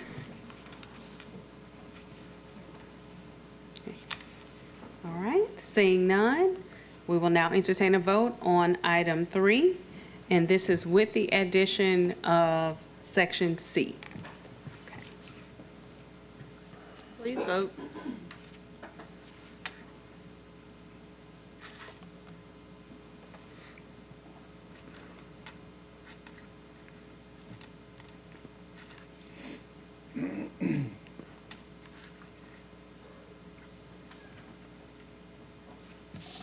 The motion carries. Thank you. Item 4, I didn't notice. early childhood grade expansion. Consideration of a request for the approval of the following: Alphabet A, Crestworth and Westminster Micro Center expansion to serve infants to 2-year-olds.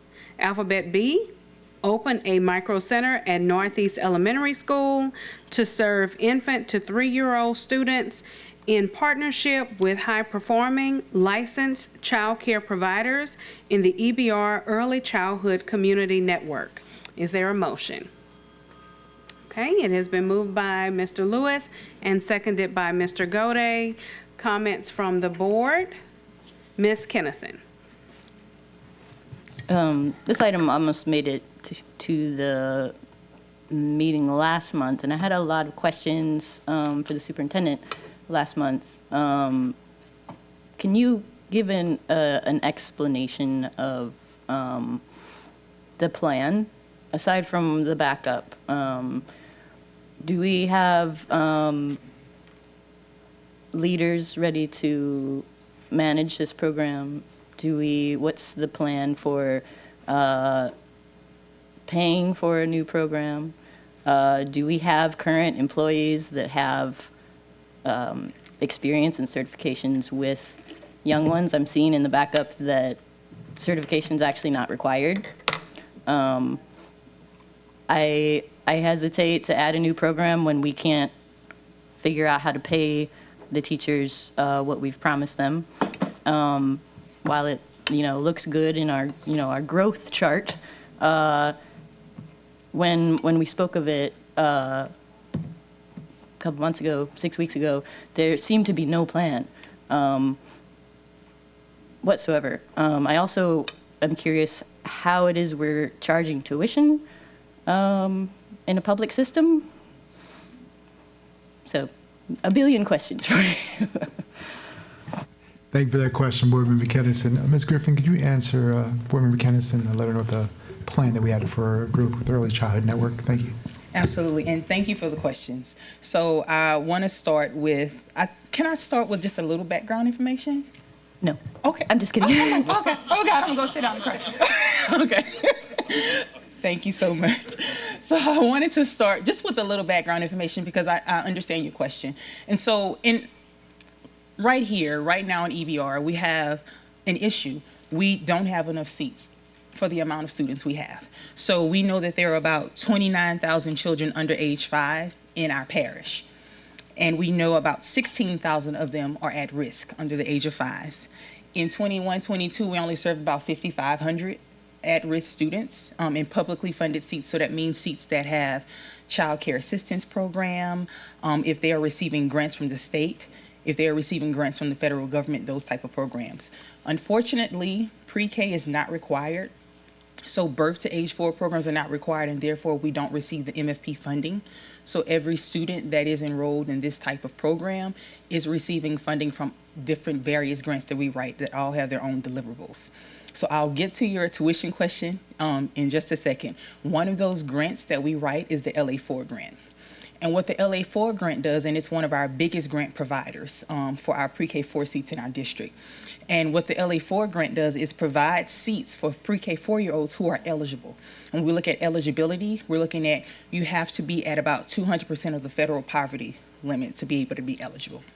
So whenever we get the applications for these students, we have to determine that they are economically eligible, but we also have to determine that they have an academic need, because without enough seats, we can't serve everyone, so we need to make sure we're serving the children who we have to the most. So the kids who qualify for that LA4 program have free seats in our district. So Ms. Griffin, can you just give context, because I know the board members are new, about the Early Childhood Network that was created with the state and the local, the mayor's office? Okay, so in response to our 29,000 children without, who are in our network, but only 5,500 being served in the public funded, the state said, wait a minute, we have an issue here. We have children who need education. We do not have enough, standards across the districts, because before we had these networks, and I'll tell you about the network, any parish could do any kind of thing with early childhood. because it wasn't centralized. So in 2012, they created the early childhood networks. And what the networks decided to do was we had to make sure that we have standardized birth to 5 standards. So now if you are an infant to age 5 program and you are serving publicly funded children, you have to have a standard. The certification question that you had, every teacher, lead teacher, within 24 months of being hired in the network has to have what's called an early childhood ancillary certificate. So to teach early childhood, birth to age 3, you don't, and birth to age 4 really, if you're not in a school, you don't have to have a degree. But you do have to have some type of maybe a child development associates. You have to have an early childhood ancillary certificate. You do have to show, if you are a lead teacher, that you have some type of education process, an associate's degree in education, some type of diploma saying that you have had some type of educational attainment, but it does not have to be a bachelor's degree if they are birth to age 4 in a child care. In our school system, we require a bachelor's degree for a pre-K 4, but it is not a required degree, but they do have to have some type of certification. So if I had simply an associate's degree and 0 experience with a baby, I could be hired? Well, technically, yes, but programmatically, child care providers want to see other experience. So there is nothing against if you came out and you have no experience, you can be hired, but there are professional programs, just like our teachers who come in with 0 years of experience, but they do have the education. They can take what's called clock hours. There are mandatory clock hours that they have to have in those programs every year, 12 clock hours. So there are continuing education credits to give them that experience. But we also, in order to be a lead teacher, we want them to have some type of experience as what we call in our school system a paraprofessional. They'll call a floater or an assistant teacher. Do we have teachers lined up for this program that's supposed to start in two months? Yes, so we do not have teachers lined up because we wanted to make sure that we had the approval to start the program, but we have a child care provider. So the teachers of these programs will not be school system teachers. They will be teachers hired by the child care provider we enter into an MOU with. So those child care providers are responsible for the hiring of those teachers. They're responsible for the vetting of those teachers for those programs and the salaries and everything. We are not responsible for that at all. So they're not even our employees? They are not our employees, no ma'am. So. Okay, Ms. Kennison. Okay. I do apologize. We're almost to the 5-minute mark. Okay, Save Mr. the babies. Lanus. You can take. Okay, so waiving, Mr. Lanus is waiving his right to speak or opportunity to speak, and I have entered into the queue as well. And Ms. Hall might know. May know where I'm going because I normally ask this question, but you may be able to answer. My question is, you mentioned that those who would like to work in the program could start working and then end up getting the right certifications. Do we offer support for those certifications? So we offer support through our early childhood network.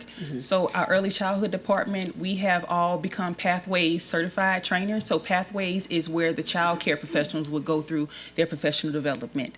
So we are all Pathways providers. So we can provide those credits and the information that they need to continue to develop. Because childcare is on a different time schedule, so we're out, they're in right now. They are open until 6 o'clock at times, and they are not always able, because they are clock hour workers, they're not always able to come and do a day session like we do. We offer evenings, we offer weekends, we do virtual, but we in our department are able and certified to give those credit hours. Thank you. So parents, if you're listening, you hear all of this excitement about where we're going with our early childhood and micro centers, correct? Yes. Thank you. All right, Mr. Gode. Yes, I just wanted to give her my 2 minutes to finish whatever she wanted to say, and particularly as it relates to literacy and the improvement of our childhood literacy scores. So I'll give you the rest of my time. Oh, thank you so much. I'm gonna try to talk fast. Okay, so what I wanted to really go into is the purpose of early childhood, right, is to make sure that we don't have to spend so much money when the kids get to 3rd grade and 4th grade trying to catch them up. So we know that there's a great investment into early childhood. In fact, there is a 13% greater return on investment if we invest in high quality early care and education and get those students in earlier than if we wait and try to catch them up. Also, we know that about 80% of brain development happens by the time the children turn 3. So by the time we're getting them in our school system, it's already too late. 90% of the brain development happens by the time they get to kindergarten. So if we want to really take advantage of those neural pathways while they're in development, then early childhood is the way to go. So when we talk about the investment, there is a chart, and I can share these slides with the board. I have this information with the board that can share that says the earlier we start, of course, the greater the investment. I want to talk about what we're doing here in EBR. So we have 2 expansion models. We have our diverse delivery model and we have our micro center model.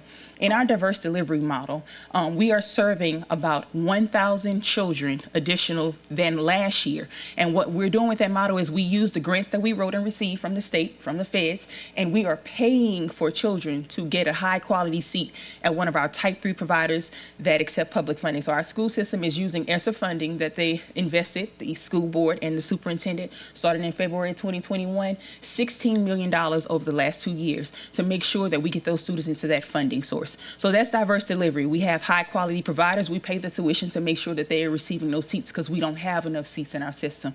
We also have the micro centers, which is what we're talking about now, where we look at the assets that we already have available in our school system. If we have open space, open classes somewhere, how we can get a high quality provider in there and they open up to serve children younger than the age of 4, because that gets into child care licensing. And in the school system, we're in partnership. We're not trying to take kids from child cares because they are business owners. We want to make sure we're in partnership with them. So that's why the micro center model came, to make sure that we have those spaces. Our board invests in continuing to have those classes open. They're already open at an open elementary school. We want to just put someone in it that's going to serve children younger than 4. And when we do that, we know that there is a high return. So I want to kind of talk about the scores a little bit, if you don't mind. Okay. But you have to breathe once in a while. I'm trying to talk fast because it's 2 minutes and I'm, okay, I'm sorry. Okay. So for early childhood enrollment, I want to talk about when superintendent first came and the investment first started. We only had 4,500 students enrolled in infant to age 4 programming here in the district. When that investment came, starting in 2021, 2022, we had 5,500 students enrolled. So that was 1,000 students in 1 year with that investment. In 2022, 2023, this year, we had 6,500 students enrolled from infant to age 4. So with the investment in the program, we have made a difference. Now I want to talk about quality. So we talked about the professional development training that we offer in our department, and that goes to quality. So each year, the state of Louisiana gives a performance profile rating for all early childhood networks. It goes on a scale of 1 all the way to 7, with 6 to 7 being excellent. I want to say that since 2016, 2017, when scores started being given, we were at 4.79, which was proficient. This year, we were at a 5.35, which is high proficient. We are close to excellent. We are the second largest provider in the state as far as early childhood networks. We serve 101 child care providers, 5 EBR Head Start sites, 2 early Head Start sites, 4 charter schools, 4 private schools, 43 EBR schools, and 1 City of Baker school. So that's over 1,300 educators in our network, and they are serving 6,500 publicly funded students. But as I said, even though we're making these gains, there are still 67% of those at-risk students that are not being served. So we do need that continued investment. With this micro center model, especially what we did with Crestworth and Westminster, we have seen that students who started at our micro center, when we start them early, they achieve and they stay in our network. So this is also helping with retention. So at London Bridge at Westminster, one of our micro centers in the pilot, we had 85% retention in East Baton Rouge Parish schools when they started in our 3-year-old program. At Kids Carousel at Crestworth, we had 71% retention in East Baton Rouge Parish schools when they started with our schools. Why was 71% of Kids Carousel at Crestworth? We're right at that Baker line, so they are in our network if they are in Baker, but when it's time to start school, they can't go to our schools because they're not zoned. So that's why the retention was a little lower there. As far as other wins, London Bridge at Westminster, in the fall, the literacy rate was 37%, meeting and exceeding. In the spring, we were at 100%. In the fall, with math, we were at 16%, meeting and exceeding. In the spring, we were at 100%. At Kids Carousel at Crestworth, we were at 22%, meeting and exceeding literacy rates. At spring, we were at 90%, meeting and exceeding. And math, we were at 37% at Crestworth. In spring, we were at 82%. We also find in our data that children in our micro centers show significant gains in meeting their grade level expectations by the end of the year. And if they attended a micro center, when we looked at their pre-K entrance score for pre-K 4, they came in scoring at 18 to 20% higher on average than a student that did not attend our program. So the data is showing that it's working, and we hope to continue and expand that service. Thank you. All right.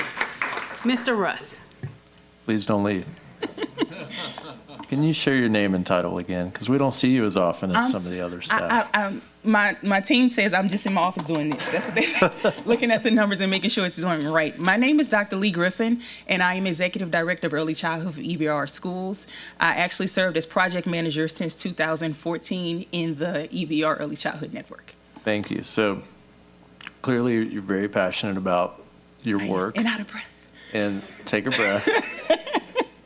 And thank you, because my daughter benefited from pre-K programs in EBR and has really thrived. So thank you for that, as all children should. Wanted to get answers to a couple questions that I think Katie was trying to get to, and I wanted to make sure we heard. Absolutely. Is the funding mechanism for these 2 micro centers, or is it three? Is that the LA4 grant? So no, sir. So for the micro centers, the LA4 grant starts at age 4. So the funding mechanism for the micro centers grant going forward is called birth to 3 seats funding. So we can serve children infant to age 3. Okay. Yes. And so expanding these 2 and then opening this new one allows us to, 1, serve demand that we know exists, right? Correct. And 2, to fund those through these grant programs. Yes. This is not at a direct cost out of our general fund. Is that accurate? Not at all. None of Okay. our pre-K programs are. Okay. I think that was it. Thank you very much. Okay, you're welcome. Thank you. And are you breathing? I'm breathing really well now. Thank you. All right, Mr. Lanus. Thank you, Madam Vice President. First and foremost, thank you for this amazing information that you're providing to the board today. This is just a breath of fresh air to know that we are providing extended services to those families in need, and we thoroughly appreciate everything that you do. I just wanted to give some contextual history to where we got to and where we started from this, and I'll be really fast, talk really quick. Before Superintendent Cito Narcisse came on, Dr. Cito Narcisse came on, we were in a bit of a perplexing place, one of which where we didn't control early childhood inside of our city. A lot of that purview fell under the mayor's office, and it still does, because they receive the federal dollars for that. When he came on, part of what he talked about was a strategic alignment to get those students not only expanded back inside of our schools, but also to get them exposed early. That way we can get them inside of our schools once they matriculate out of those early learning programs. And it all is tied to our strategic plan, by the way. Yes. And since that time, we have seen it flourish 10 times over, and we want to see that we can continue to do that. Again, I just want to say kudos to your team. Thank you to the staff for allowing us to make this alignment, and it's just thoroughly important. Some of these centers I've actually visited before, one of which you said London Bridge, they're doing a phenomenal job, so my hat goes off to them. Yes. Thank you. And Ms. Espinoza, I see she walked out the room. I was going to say, one of those schools actually is Northeast, so thank you again. Yes, thank you.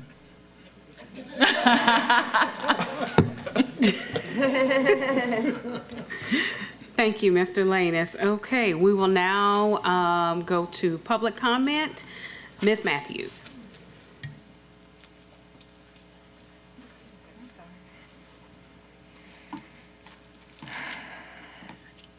Why I say 57 seconds? We only doing a minute. April, we're only doing a minute. Oh, okay. I loved pre-K. Both of my boys went through pre-K. I had to pay $350 a month for Michael because I was a teacher and I made too much. It was a sliding scale. William was free because of special ed. I appreciate Board Member Russ' comment. Though this year, nothing may be coming out of general fund. Next year, when there is no more ESSER, $8 million will be coming out of general fund. I greatly appreciate all. Where'd she go? She ran away after she caught her breath. I greatly appreciate all of her hard work and everything.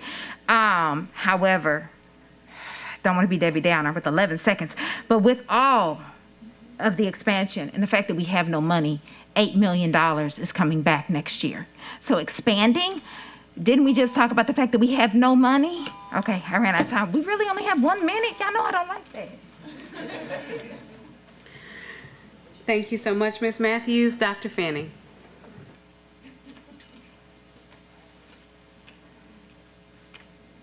Thank you. I'll be back later to harp on the 8 million, but with respect to this item specifically, I'm at least encouraged by the fact that you're getting an opportunity as a board to approve the extension of what I think is a very bad model.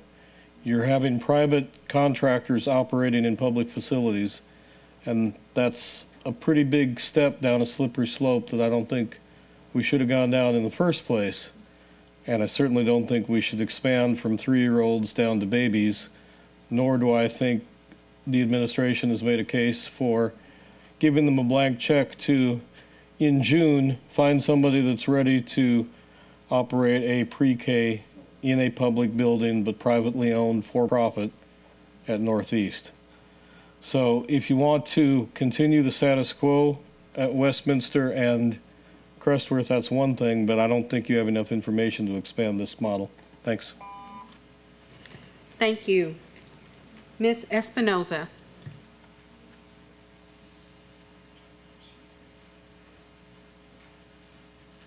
I'm actually in support of this one because, and I understand what they're saying, but if you look at pre-K and you think about the number of students that stay in Baton Rouge in the parish after they finish the program, Northeast is struggling with enrollment. We have to do something. That population is still East Baton Rouge Parish. No matter how you swing it, those kids are, we're responsible to educate those children. If we can stop them from going to the charters in the area, we might have a chance to bring Northeast back on the map. That building can hold 1,200 kids. There's some stuff we can do to turn that school around specifically. We see it at Glen Oaks Park. You see it at some of those other schools that they are making progress and building their enrollment. Those kids don't leave. If we can provide them something in the neighborhood, I mean, there's nothing out there. Just help us. Okay, we do have another public comment. Dr. Leach, thank you. The handwriting. I know you're writing fast. The very first board meeting I came to, and I had my private escort, that was the fact I was trying to, the data I was trying to present, that we have to get these children ready for kindergarten. They're not coming, we know that, they're not coming prepared for kindergarten. And the longer we wait to do it, the more generations we fail. So I don't care how you get the money, who we get it from, get it, because we need that birth to 4. We need those kids in a building that might be a public school building with a private entity. Other than that, we're losing two more generations. That's it. Thank you. Okay, seeing no further public comment, I have entered into the queue. And first, if we could ask Dr. Griffin to come back to the mic, please. And as she comes, I will just share, when we think about the needs of this type of program, number one, I've heard from quite a few of the community members in the Northeast area who are waiting for this service. Number two, I had the pleasure of participating and being the guest speaker for the Crestworth Early Learning Center, and to see the pride of the parents who were there supporting their kids and the number of students who graduated from the program. I can only imagine how they are waiting to have the expansion of this program for their younger children that they also have, because these were quite a few young families. So I know that they have, you know, expanding families. They may also have younger children that would really benefit from this, and I'm sure their pocketbooks would benefit from it as well. And so I wanted to ask you, Dr. Griffin, could you speak to the $8 million cost and you know, what is the sustainability, if there is any? Yes. Okay. Okay. So when we looked at the sustainability of the ESSER funding, one thing Dr. Narcisse was very clear in the board was we had to have a plan. And so the sustainability for the program is built into the model that we introduced, which when we open the seats, the parents can come in using child care assistance funding, which is from Louisiana State, and then they can also pay a sliding scale tuition. So what that tuition will do, if our board is investing in our school system and Dr. Narcisse is investing in providing a space at a free or reduced cost, then the child care owners don't have to pay a lease or an energy bill or a water bill. Therefore, the going rate for care is about $1,200 a month. They can charge less than half of the going rate and still have a high quality program. So our schooling system is basically investing to ensure that parents are charged a rate that they can afford in this economy. Thank you. Okay. Okay. All right. Mr. Russ. Yeah, just to elaborate on that sliding scale, because I think that was another question that Katie had about parents that pay. So that's typically based on income, correct? So if you had a certain level of income, say, you know, I lived in that area and I made 6 figures a year or something, then you don't necessarily qualify for that grant program to have that Correct. paid for publicly, right? Correct. Yes. So with the Birth to 3 Seats funding, we are going to do what we've been doing for the last couple years to make sure that we are giving the seats to the parents who really need it. And we are looking at, we have to look at pay schedules. We have to look at any income that's coming in and really determine if they are at the greatest need. We don't want people in there, like, I'm not going to try to put my child there because fortunately I'm able to afford care. We don't want to have parents who can afford it to come in at the risk of parents who can't. So that's why we look at that eligibility. And so we're only going to take the students in those programs who parents really need the service.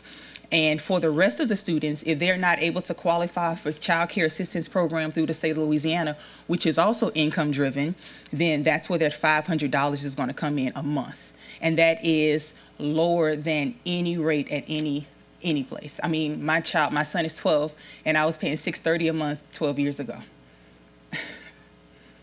So thank you for that information. I hope that answers some of your questions, Katie. I will say that I'm supportive of this item, especially opening this micro center in Northeast. I grew up basically on the edge between Zachary and Pride in the middle of nowhere. There is nothing there. We keep saying that, but I don't think people understand it's just woods, okay? There's like a gas station if you can drive, 6 miles. That's it. There's no daycare programs. There's people running out of their house maybe. That's where my kid brothers and sisters went. Somebody running out of their house. This is a really big value to that community, that people would have access to that. And I think, as has been demonstrated in results, it can lead to higher enrollment in kids in the district. So I'm in support of this. Thank you. Thank you. Ms. Kennison. Thank you for everything that you're educating us on. I really appreciate it. I can tell that you're passionate about what you do, and you're giving us some good information I didn't know before. All the statistics that you were talking about earlier, those are based on pre-K numbers, is that right? And not birth to 3. So the statistics that I gave you for children performance on literacy and math was based on GOLD, which is the mechanism by which the state determines how students are progressing at their grade level expectations and the benchmarks for their growth. Well, I mean, but we only currently have, 2 micro centers, right? Yes, ma'am. So those numbers are based on those 2 micro centers, or based on pre-K? Oh, those are just the micro center numbers. Those are just the micro center numbers, but I do have the numbers for all of our students who come into our pre-K programs. It's okay. Thank you. And I really like the idea of taking care of little ones and giving them the best chance. I do have concern that,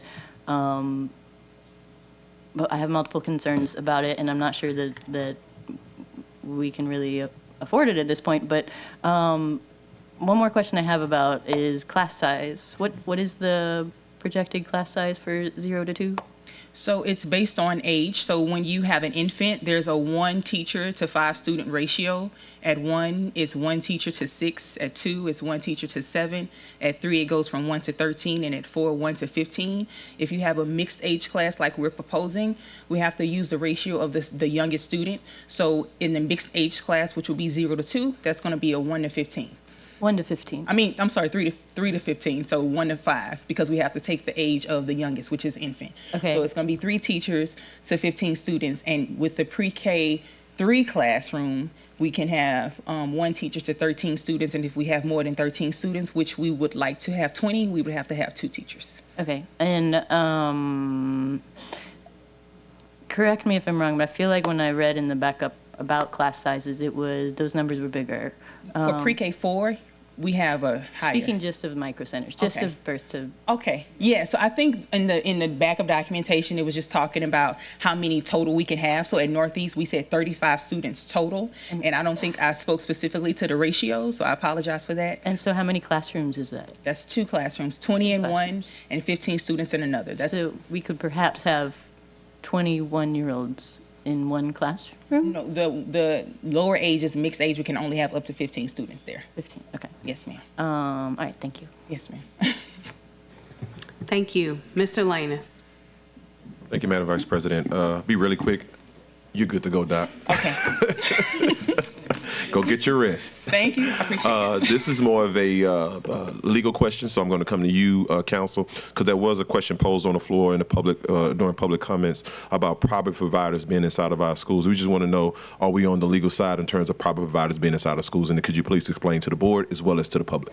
Yeah, that's correct. I'm not sure exactly what the concern is, but if the board authorizes, we have a number of partnerships with private entities and agencies to deliver services. This is that, and so there's nothing illegal about that. The board authorizes it. Thank you. I appreciate it. Okay, thank you. All right, seeing no further, okay, there is another comment from the board. Mr. Martin. Thank you. Yeah, Mr. Shamlin, following up on that, I think the only question I have is how do we select these providers? And you may not be the right person to answer it. How do we select these providers, and how do we guard against somebody, coming in and saying that we showed favoritism in the selection of providers? They would have done a better job or cheaper or what have you. I am very sorry to make you get up here and talk some more. That is okay. No, I appreciate the question. So Louisiana State provides policy that we have to have what's called a coordinated funding request. We have to deliver this request in the fall, and we have to request all grant seats by, and I think by January, we have to request it with our Title I department. Even though they are not in our school system, we have to request all publicly funded seats. And so therefore, when we do that, we have an application that asks if they are interested in the possibility of being a micro center partner, if they want to have any other grant funded seats. We're just asking that. And then once we put in that application, we have a blind score rubric. So some of the things that we look at on this rubric, and it's a very analytic rubric, is their performance scores. We're looking at how they've been performing, if they're submitting documentation on time. First, can they prove demand? Can they give us an advertising plan, a marketing plan that they can recruit the seats? Then they have to show that they're able to financially sustain, because we do a reimbursement grant. They have to prove that the kids come at least 74% of the time before we reimburse for any seats. So these are the stringent requirements that we have to make sure that they go through. And then once we do that rubric, we come out with a provider. And these, thank you very much. It's a very helpful answer. And these are not mega corporations coming in here to make a massive profit off No, of sir. the backs of our 3-year-olds, correct? No, sir. Type 3 child care providers. And those are tend to local businesses Yes, sir. run by local people who are making a profit perhaps, but not retiring to a resort somewhere. They're not going to Aruba. No, definitely not. Thank you very much for You're everything. welcome. No problem. Thank you. All right, any further comments from the board? All right. Seeing none, we will entertain a vote. Please vote.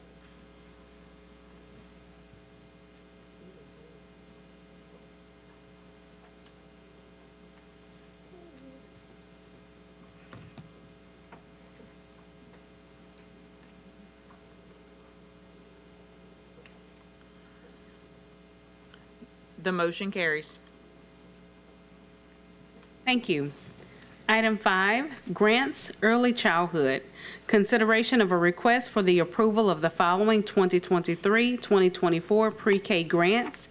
Alphabet A, Cecil J. Picard, Early Childhood, LA4, in the amount of $7,248,420.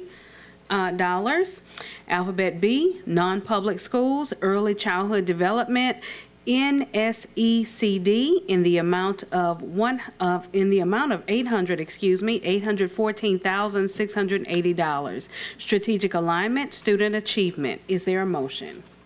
Okay, it has been moved by Mr. Martin. Is there a second? Seconded by Ms. Stewart. All right, any comments from the board? Okay, seeing none. Comments from the public? Ms. Matthews.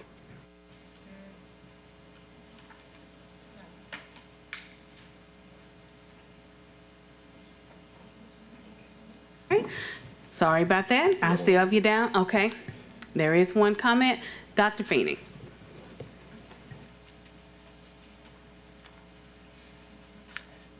I will repeat Ms. Matthews' comment from earlier. Using one-time money for an ongoing expense was a bad idea.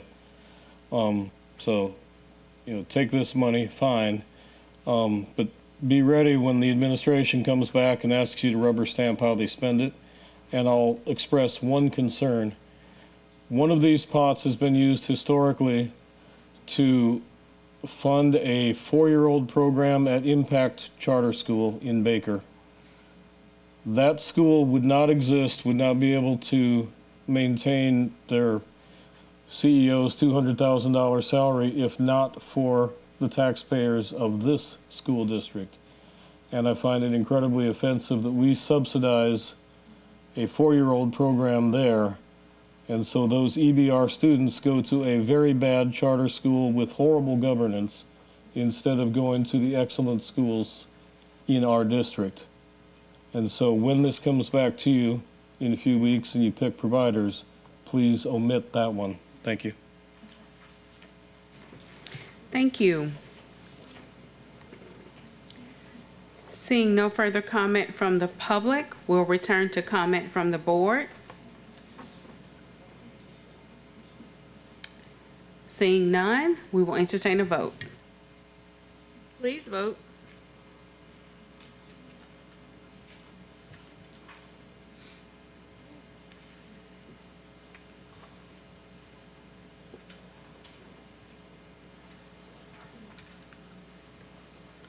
The motion carries. Thank you. Item 6, RFP selection, blended learning software. Consideration of a request to accept the recommendation from the RFP committee and authorize the superintendent and staff to execute the contract with Imagine Learning, Edgenuity. Strategic alignment, student achievement, funding source, general fund. Is there a motion? Okay, it has been moved by Ms. Stewart. Is there a second? It has been seconded by Mr. Martin. We will now have comments from the board. Okay. Seeing none, we will move to comments from the public, and this is on item 6. Ms. Matthews.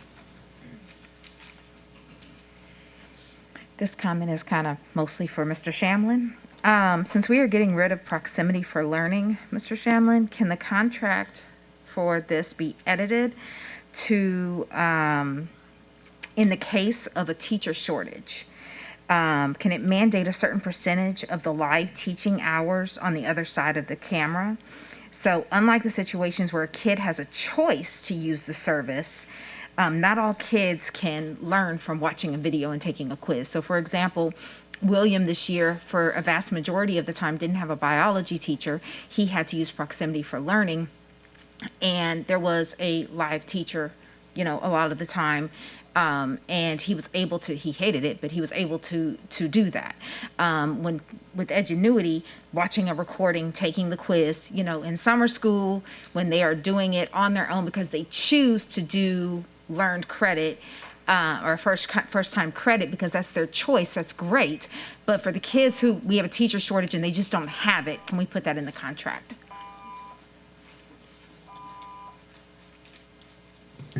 Thank you. Okay, all right. Okay, next public comment, Dr. Fanning.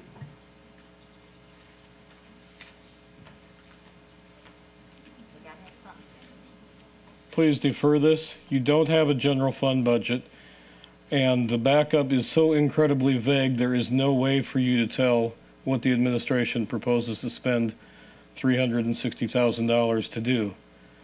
Could that be $360,000 to serve one student? $360,000 to serve 40,000 students? I certainly can't tell from the backup, and I don't think you can either. And so I would defer this at least until next month, by which time you might actually have a general fund budget, and you should insist that the administration tell you what part of the general fund this $360,000 is coming from. Is that $360,000 out of the $540,000 that's proposed for all professional services for regular education? If so, how are you going to buy anything else? Thank you. Thank you. Seeing no other public comments, we will now return to comments from the board. Mr. Lanus. Thank you, Madam Vice President. It's actually quite funny because Dr. Finney actually raised a concern that I actually had. Not so much a concern, but it is worth asking the question because we know that a lot of these professional service contracts are going to be aligned to the new budget, and because we have not approved or passed that budget yet, I'm going to defer to council and ask if we approve this, what position does this put us in, understanding that we have not approved a budget yet?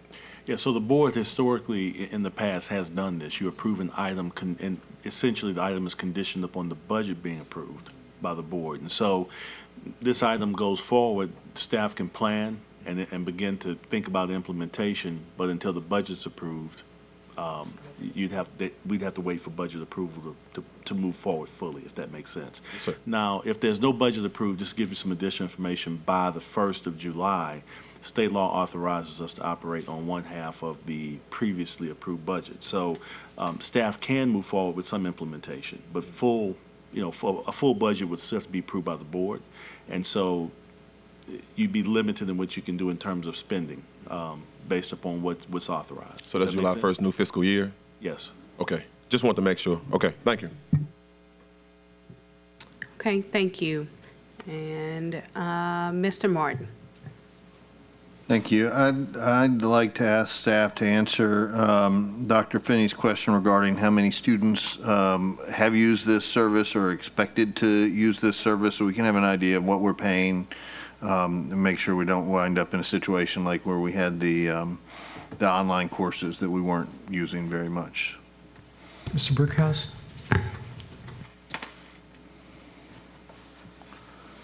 From August 1st of 2022 to December 19th of 2022, we had 679 students that were enrolled in this particular platform. Of course, there's other students who took the courses for the spring semester, so we haven't had that allocated as yet, that number, but we had 679 prior to that point.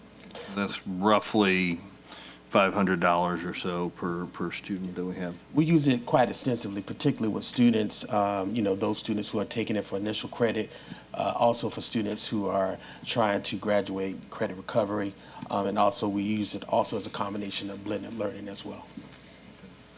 And so this amount, is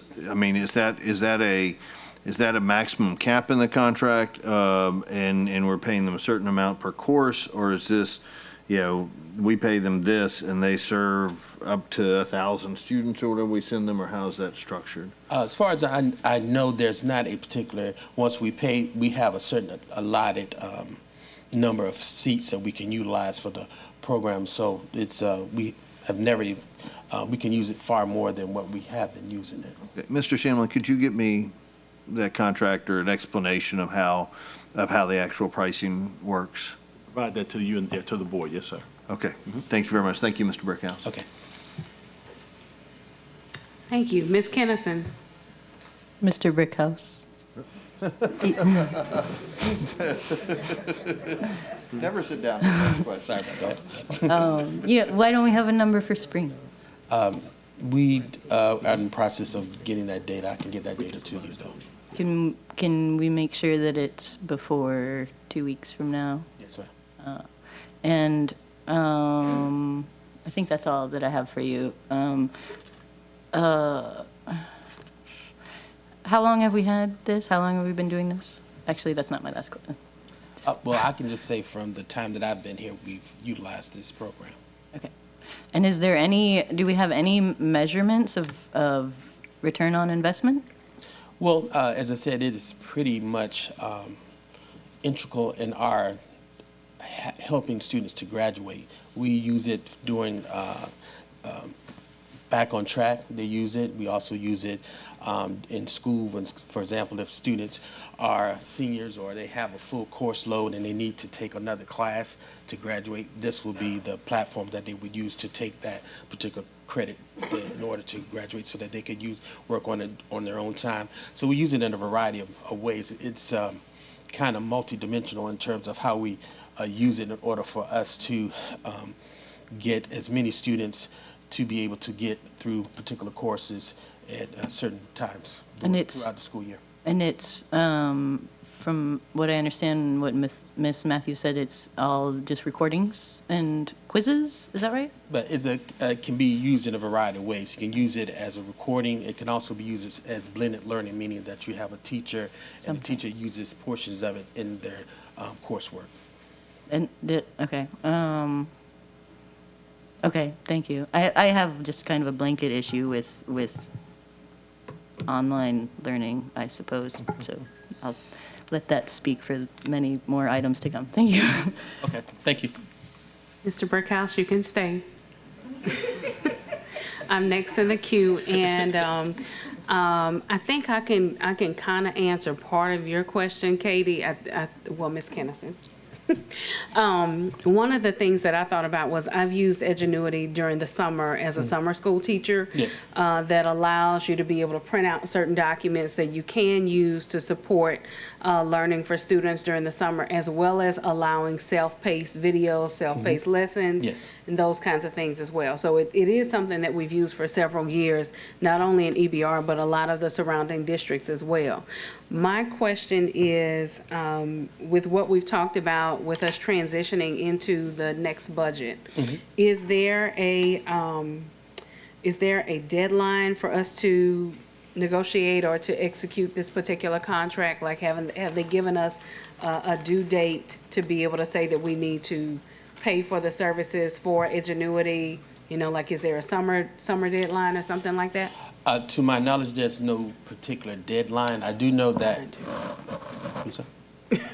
Oh, yeah, go ahead. I'm sorry. I thought you were the one to answer. I do apologize. Depends on the question, yes. So I actually spoke with them. Our contract currently is ending June 30th, but they are willing to extend pending approval temporarily until we can get the final approval. But it does end June 30th. Yes. Okay, thank you. All right, next in the queue is Mr. Shamlin.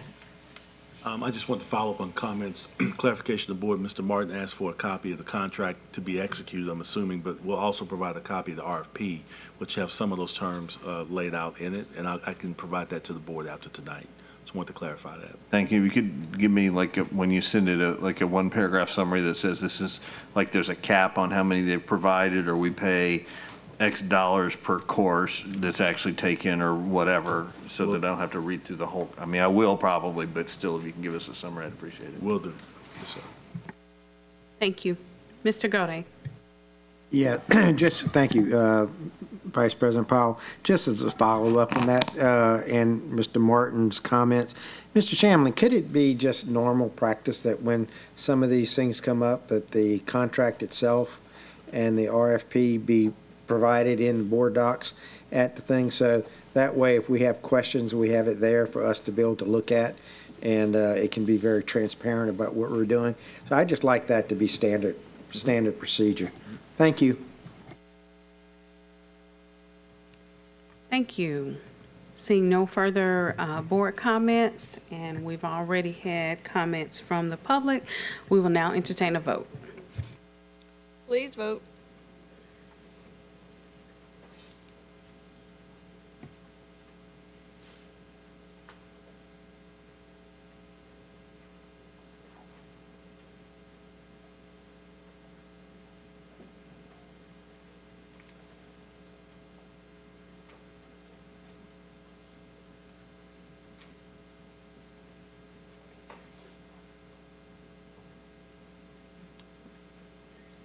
The motion carries. Thank you. Item 7, professional services contract, Achieve 3000. Consideration of a request for the approval of the professional services contracts between the East Baton Rouge Parish School Board and Achieve 3000 in the amount of $1,391,090 to provide a literacy web-based supplemental program and professional development, strategic alignment, student achievement, funding source, ESSA 3, Action 2. Is there a motion? Okay, it has been moved by Ms. Stewart. Is there a second? It has been seconded by Mr. Gode. Comments from the board? Mr. Lewis. What I'd like to do is have this item move forward without recommendation until we can, and I know last spring we were here and there was a lot of talk and discussion about all the good things that we got from Achieve 3000. I'd like to see some of that data for this year. Much along the same lines as the question President Lannis asked, we don't have a budget yet. And I'd really like to see some data because we know literacy is really a big deal. So I'd like to see some data, and hopefully in 2 weeks, I feel like we could have that data and we could move forward. So he's either making a substitute motion or a friendly It can be a friendly. Yeah, okay. It can be a friendly. I just want to see the data. We don't have a budget, and that's all we've been talking about for the last couple of weeks around here was not having money. And I don't want to give the impression that, you know, we're behaving like we have a blank checkbook. I want to make sure that we're spending the money that's going to impact the children the best. We get the best bang for our bucks. Motion is to send the item without recommendation and request data to support. Yes, is that the way to word it? Yes, sir. Thank you.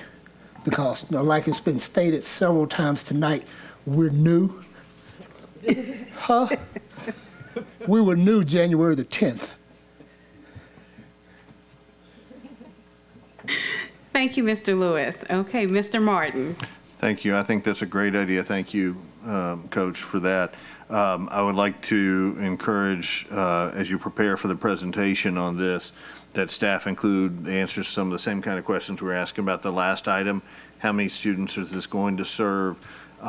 Is it priced on a cost per student?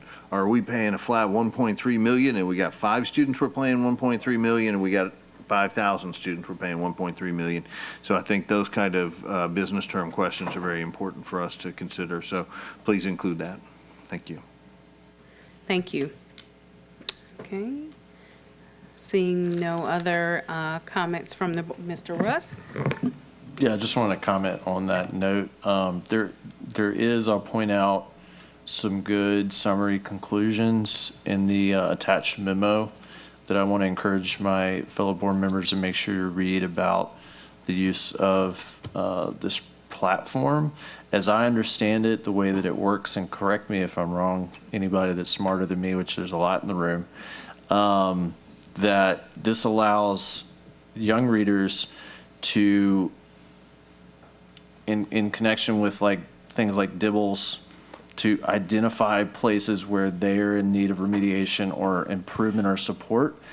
And in real time, as they use this platform, it will identify those areas and react accordingly so that they can proceed and work on problem areas in ELA. Is that correct? Is this program? That's correct. I want to make sure we get clear. Our Chief of Yeah. Literacy, Ms. Webb.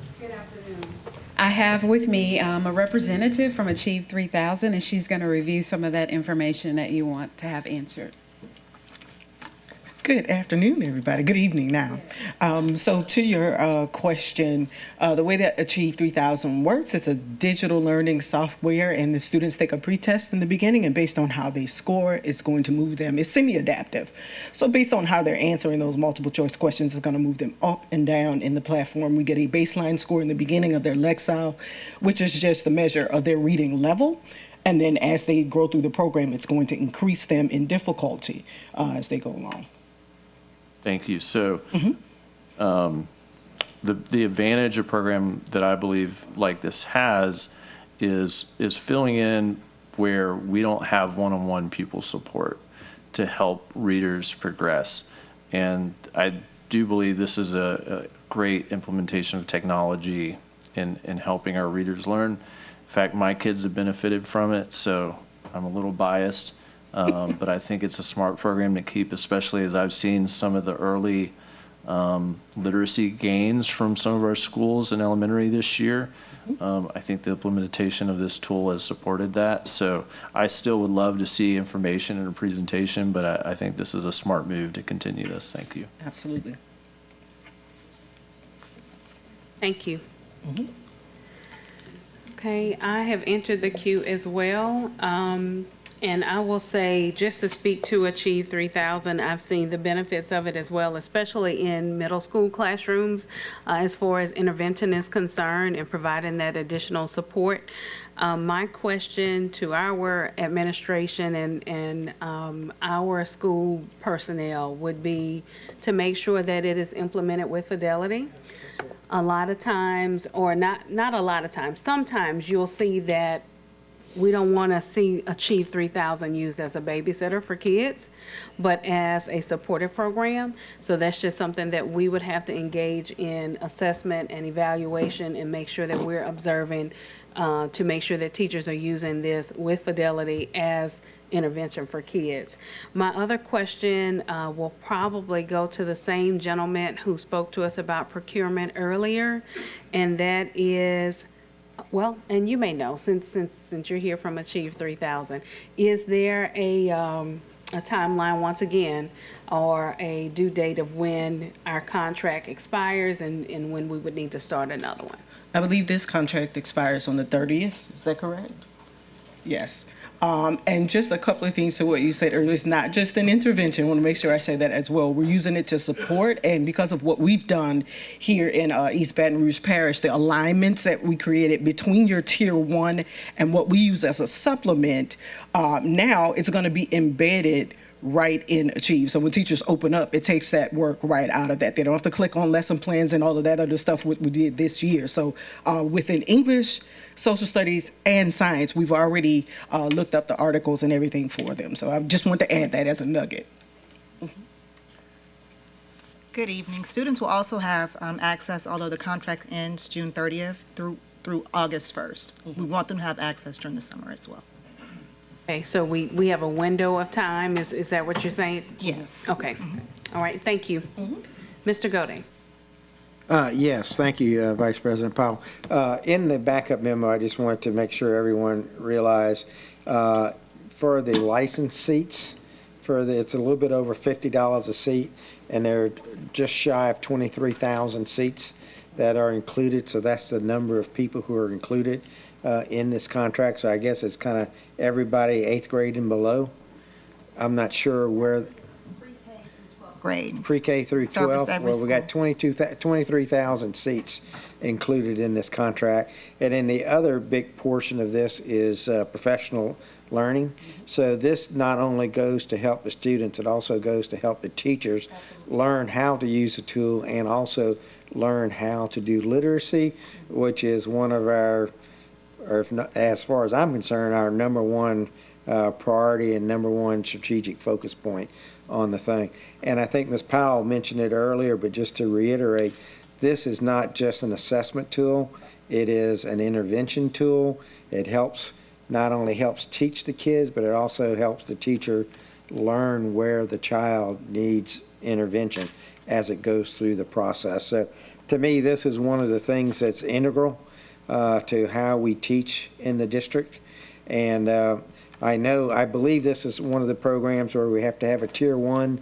It's considered tier 1 by the LDOE, or is this not in the tier process?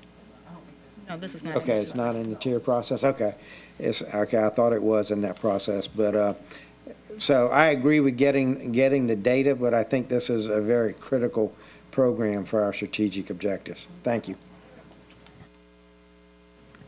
Thank you. Seeing no other board comments at this time, we will now turn to the public. Ms. Matthews. I asked the teachers what they wanted to say, so I'm going to try to read this as quickly as I can. Every K-5 student should be using Lexia for reading intervention. I prefer News ELA to Achieve. It has better articles across curriculum and does the same thing with regards to changing the vocab and the articles based on the student's Lexile level. I don't hate it, but the kids definitely do. Don't renew for ELA. I actually really liked iReady. There has to be something better. Third graders need more fundamental skills, scaffolding, instant feedback like Lexia provides. Please bring back Lexia or iReady. Our EL learners struggle so much with Achieve 3000. Smarty Ants isn't terrible, but very finicky with frequent tech difficulties. Achieve 3000 for older students isn't good. I liked it for ESS, but liked iReady better. I would like to keep iReady, workbook, whatever that is, program for small groups. My kids really had great growth with that. Oh, with 5 seconds to spare. Also, yeah, I don't remember what I was about to say. I was excited about the 5 seconds. Thank you. Dr. Finney.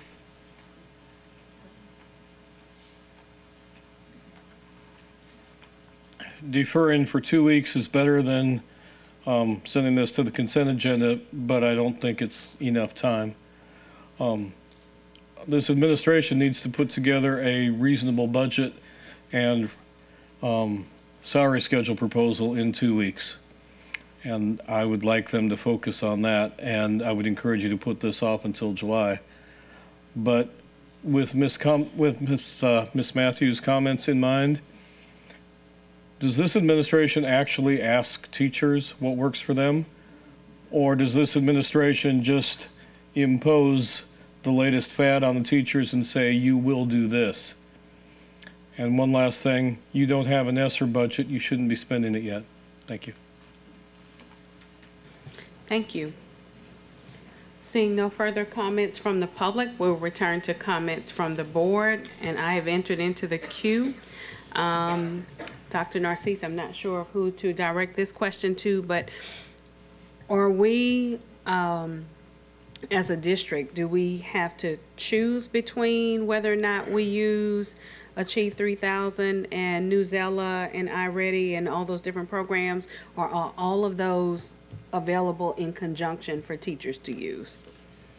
Yeah, so some schools use additional program, but the ones that we progress monitor are the Dibbles, Gold, ANET, ELA, and Math, Achieve 3000, and Dreambox. So those are our benchmarks. But we tell schools they have the latitude to do anything additional if they like to add it on their own. But for us, those are the ones that we use, and we've done that based on our when we were setting up our strategic plan with our KPIs, and that's how we monitor progress for each of the schools.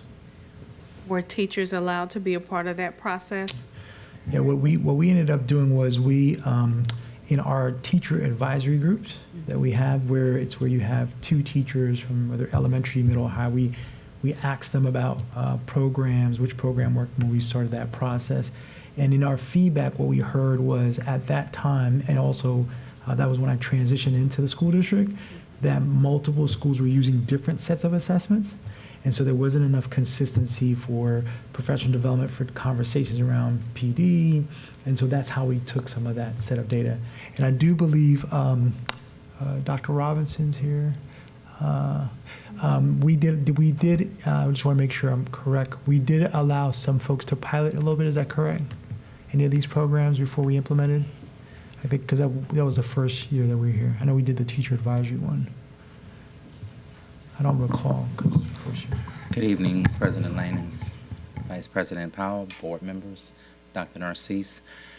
To your question, when we came, schools were using various tools. I don't remember the exact name of the one, but they were using it in some schools for certain students, but it was not consistent across the entire district. When we came, we spoke with Achieve 3000 and Dreambox for math. Achieve was for the ELA. So I'd have to go back and check what our process was. That was actually when we just walked into the school system. We also, I mean, we had a transition report that we did. So there was a whole process that we went through. And I'm sorry, and I just want to bring up again, I think the number one thing we remember from the feedback was teachers said there was too many different type of programs. And so it was very challenging for consistency across the system, not only vertically, but also horizontally as they would go up the grades.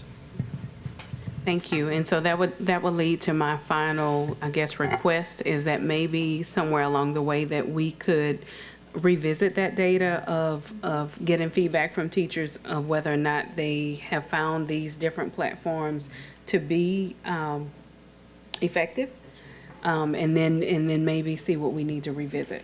So, Yes. Vice President Powell, you will hear from various teachers their opinions and thoughts around Achieve 3000, any of the platforms. What has been discovered is that the time, it's in terms of the time. So what I think that we discussed before school ended was trying to do something a little different this year during Teacher Development Week, which we call TDW, in reference to really helping teachers to understand how to incorporate all of these various resources and tools within their instructional day. When you talk to some teachers, as I have, some of them were stopping everything and then just doing Achieve, or stopping and just doing Dreambox. That isn't the way that those resources should be used, and that's not the intent of how they should be used. So we were planning this summer during TDW, to offer an array of courses, but in what we're doing is really helping them to understand how to balance all of that in a regular classroom period. Because for some teachers, if they just walk in and not knowing, they will try to do it all, and something is dropping. So that's what we were planning to focus on this summer. Thank you so much. That makes me super excited because we have to learn how to use all of the tools that are available to us for the sake of interaction for our students. Also, just for clarity, what is it TDW? Just for the sake of Teacher everybody Development listening? Week. Yes, TDW. Okay. Thank you. Yes. Thank you. All right, Mr. Lewis.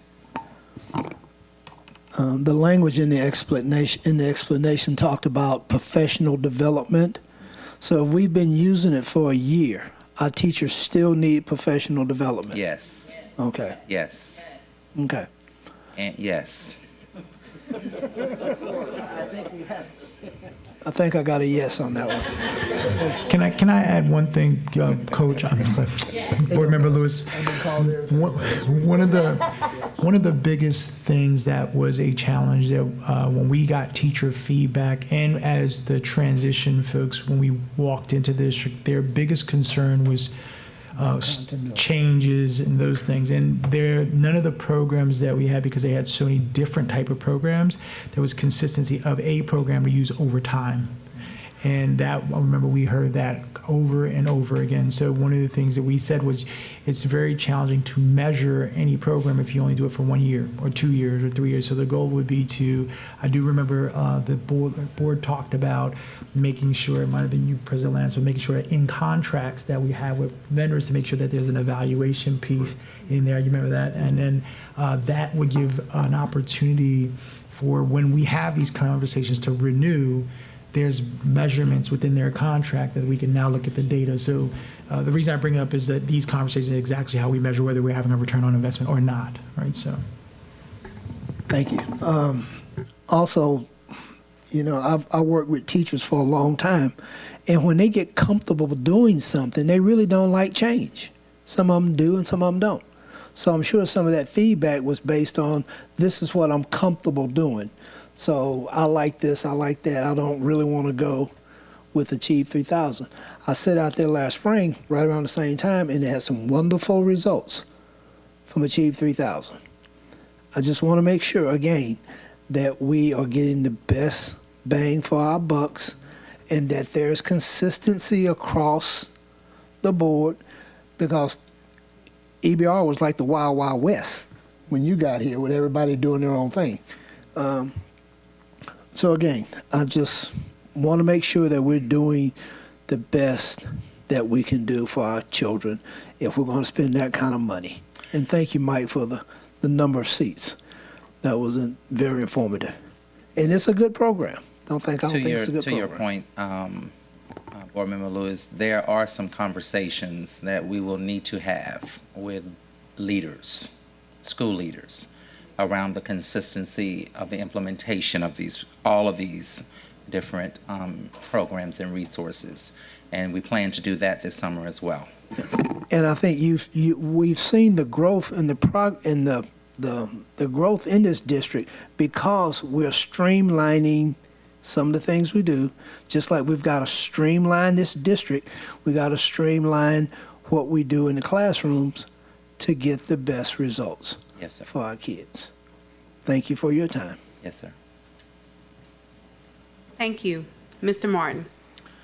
Thank you, Vice President Powell. First, I'll note that we're spending an awful lot of time talking about an item that we're going to talk about again 2 weeks from now. So I'll encourage all of us to remember this conversation well, so we don't all have to say the same thing again next week. That said, I'm going to talk a little bit more about it.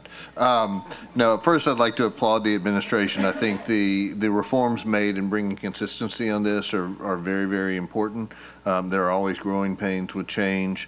But I applaud that we've taken the step to provide this resource to our families and our teachers and our students to do that. I think, Superintendent, your point that it takes some time to evaluate how these are working out are good. We need to make sure that we have an ongoing monitoring and feedback process so that 2 years in or something like that, we can, whenever the right time is, we can assess it and see, is this the right one to stick with? We picked one in a hurry, because we needed to do something. Now we've got some breathing room to think about that. So I just encourage us to do that. And then the last issue is in terms of the presentation that we get in 2 weeks, I'm curious if we have any performance metrics in the existing contract, either on student outcomes or student adoption. I know at my daughter's school, they use Lexia for a similar purpose. And, frankly, one of the challenges is getting her to do it at home, right? And some days it's engaging to her and some days it's not. And software provider doesn't have a whole lot of control over that sometimes, but sometimes they do. So I'd be curious to see what our metrics are for this. So, Board Member Martin, so that I think that's where we need support, even if there's an upgrade to that, even a policy, even where we are able to build those things into these contracts. I think the board should think about that because then that shows in terms of execution and return on investment. So when we go out to execute and require schools to follow up on that, we can say, hey, this is a part of the policy of the board for that. I appreciate that, Superintendent. I think that across the board in all of our contracts, whether it's in the HES facilities management contract, these sort of contracts, we really have to build data and feedback and metrics into the contract from day one, so that we can better evaluate ultimately whether it's successful and worthy of our resources or not. So I appreciate that and encourage you to start looking at that in every contract that we do. Thank you. Mr. Gode. Yeah, thank you. Just one thing I wanted to make sure we didn't overlook as we think about consistency and standards. We have many of our schools I say many, I think it's many, I haven't seen data in the last year or so, that at the end of the school year, less than half of the students that began the school year are still in that school at the end of the school year. They've transferred to another school. We have a very transient population. So if we have a district where a kid's going to one school where they're using one program, and then later on in the year they move to another school where they're using a different program, you get into all of these things of where does that kid get lost. So I recognize that there's no one program that's going to be perfect, but I think there are some advantages to having a standardization. And I want to make sure you didn't miss the point that Dr. Narcisse was trying to make a second ago. The performance metrics in the contract not only apply to the software provider or the service provider, but as Mr. Robinson said, it also applies to, are we using it with fidelity? I'll use Ms. Powell's word that she likes. Are we using it with fidelity? Because if you haven't achieved 3,000, that a principal doesn't support its use or something like that, you're not going to get the results. And is that the software's fault, or is that the fault of the principal? So as we do these things, we have to make sure that we can look ourselves in the mirror and say, we've really done a good job of trying to put this in, and we have to hold our own people accountable for using the tools that we're giving them to use and telling them that these are the one we want used. But I very much look forward to seeing the data that you bring in. Thank you. I got 12 seconds left. Thank you. Okay, so seeing no further comments in the queue, and we've already had public comment, I will reiterate my colleague's statements. Mr. Martin, let us not forget that we've already had this conversation. And what was the substitute motion, Mr. Shamlin, was to send this item to the full board without recommendation, and then also with having the follow-up data to support, correct? Okay, so we will now entertain a vote. Please vote.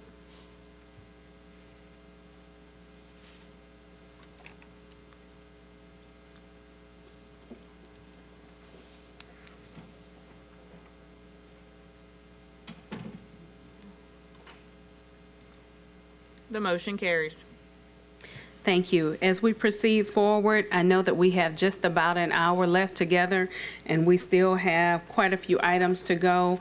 I believe everyone other than Mr. Ballou, I've given several more minutes than what we were supposed to be taking. So you all, I'm going to have to hold down the fort, and we need to get as far as we possibly can. So again, 1 minute for public comment, 2 minutes for board comment.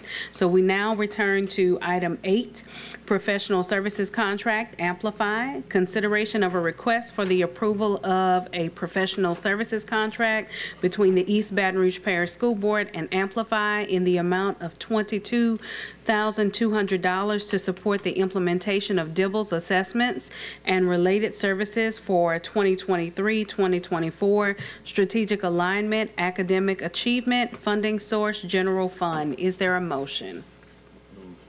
Okay, it has been moved by Mr. Lanus and seconded by Mr. Russ. We will now entertain board comments. Okay, Mr. Lanus.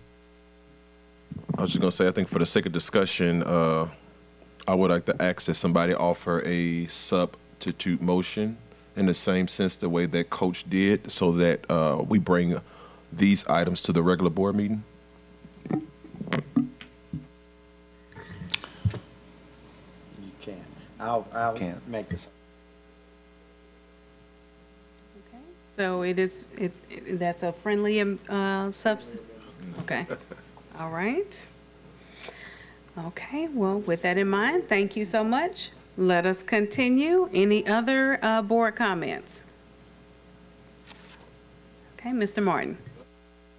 I'm sorry, I'm not sure I understand what we're being asked at this point. Are we deferring this, making a motion to refer this without recommendation?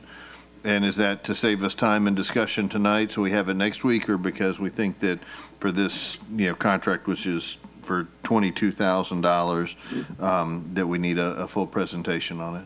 Both. Okay. I will defer to the wishes of our president on that. Thank you. Thank you.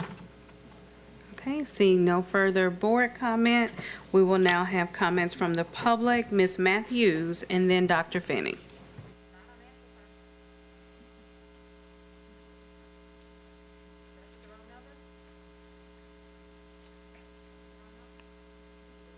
You're good.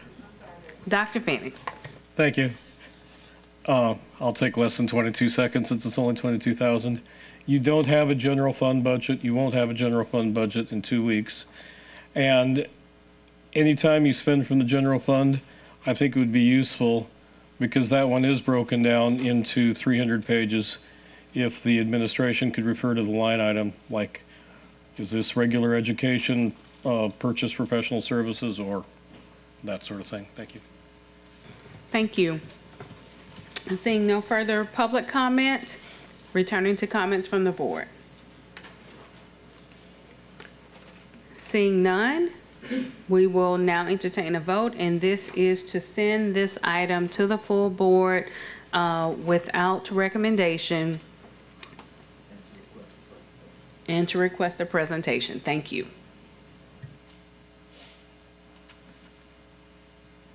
Please vote.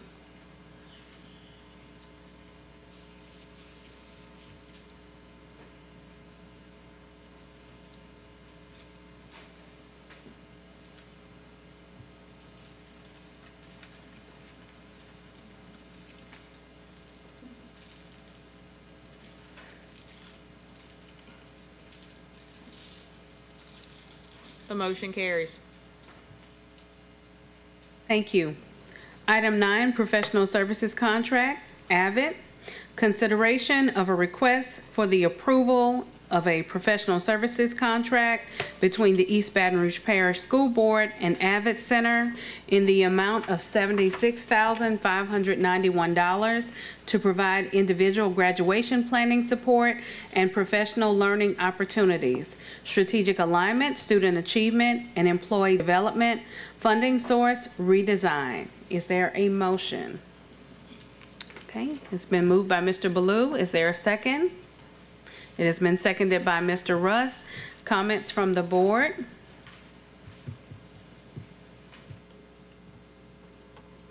Mr. Gode. Yes, I just want to backtrack for a second. What is the funding source on this? This is coming out of the ESSER money? Okay. The redesign grant. Yeah, and okay, so I'm good with that. I just want to ask, though, because we're getting a lot of items that we're passing on to the regular board meeting and asking for presentations. I just want to ask the staff and the superintendent to make sure all of those presentations are in the backup documents prior to the meeting. And I encourage all the board members to read those presentations first, because if we try to sit and go through all these presentations, we will never get finished with the meeting. So the presentations we can't have people coming up and reading slides. We need people coming up and talking about it, but we all have to be briefed very well on what comes up on that. But since this is coming out of ESSER 2, and we do have the money because the grant has already been given to us, so I'm very good with this one. Thank you. Thank you. I've entered the queue as well. Mr. Shamlin, maybe you can assist with this. I agree with Mr. Gode in the fact that the presentations, we need to make sure that we have done our homework, fellow board members. But then also, can we set a time specification for those presentations or a summation on the night of the board meeting? That's at the leisure of the chair, which would be Mr. President Landis. So yes, we could talk about that at a time. Okay, thank you.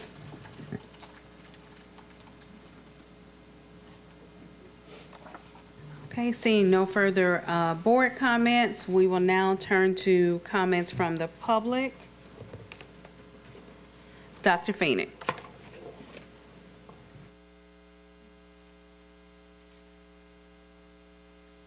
Just to be clear, this one is currently proposed to go to the consent agenda, correct?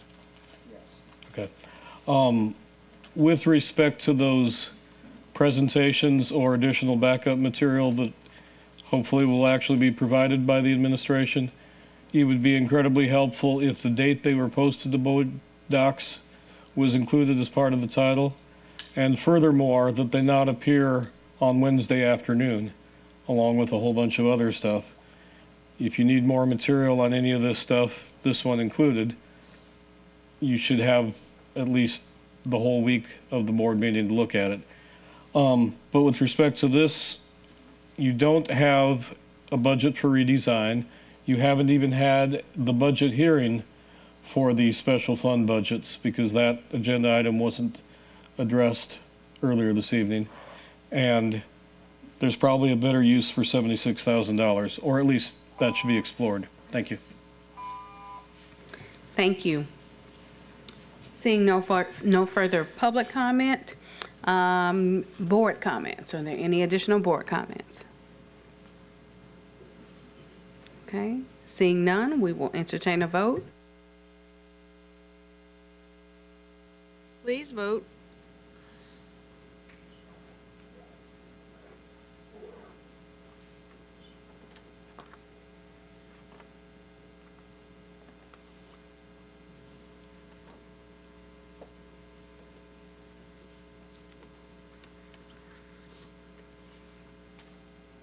The motion carries. Thank you. Item 10, professional services contract, Dreambox. Consideration of a request for the approval of a professional services contract in the amount of $544,000 to provide a digital mathematics program, strategic alignment, student achievement, funding source, ESSER 3, Action 2. Is there a motion? Okay, it has been moved by Ms. Stewart. Is there a second? It has been seconded by Mr. Gode. Okay, comments from the board. Mr. Gode. Mr. Shamlin, quick clarification. I seem to remember as the prior board, we passed basically a budget for the entire ESSER programs. And so there is a budget for this, and there is allocations that have been made with that. The special funding is just, a special funding budget is breaking it down into years, but we passed the ESSER budget in total because it was a 2-year budget. Yeah, I don't recall. Yes, I believe you're correct. I don't have the date in front of me. I'd have to look it up, but I could verify that for the board. But I do believe you're because correct. the ESSER money came in a 2-year grant, so we passed a budget at the time we passed that. So yes. I just wanted to clarify that the statements that we don't have a budget for ESSER is not technically correct because I think we do have a budget. Thank you. Thank you. Mr. Lanus.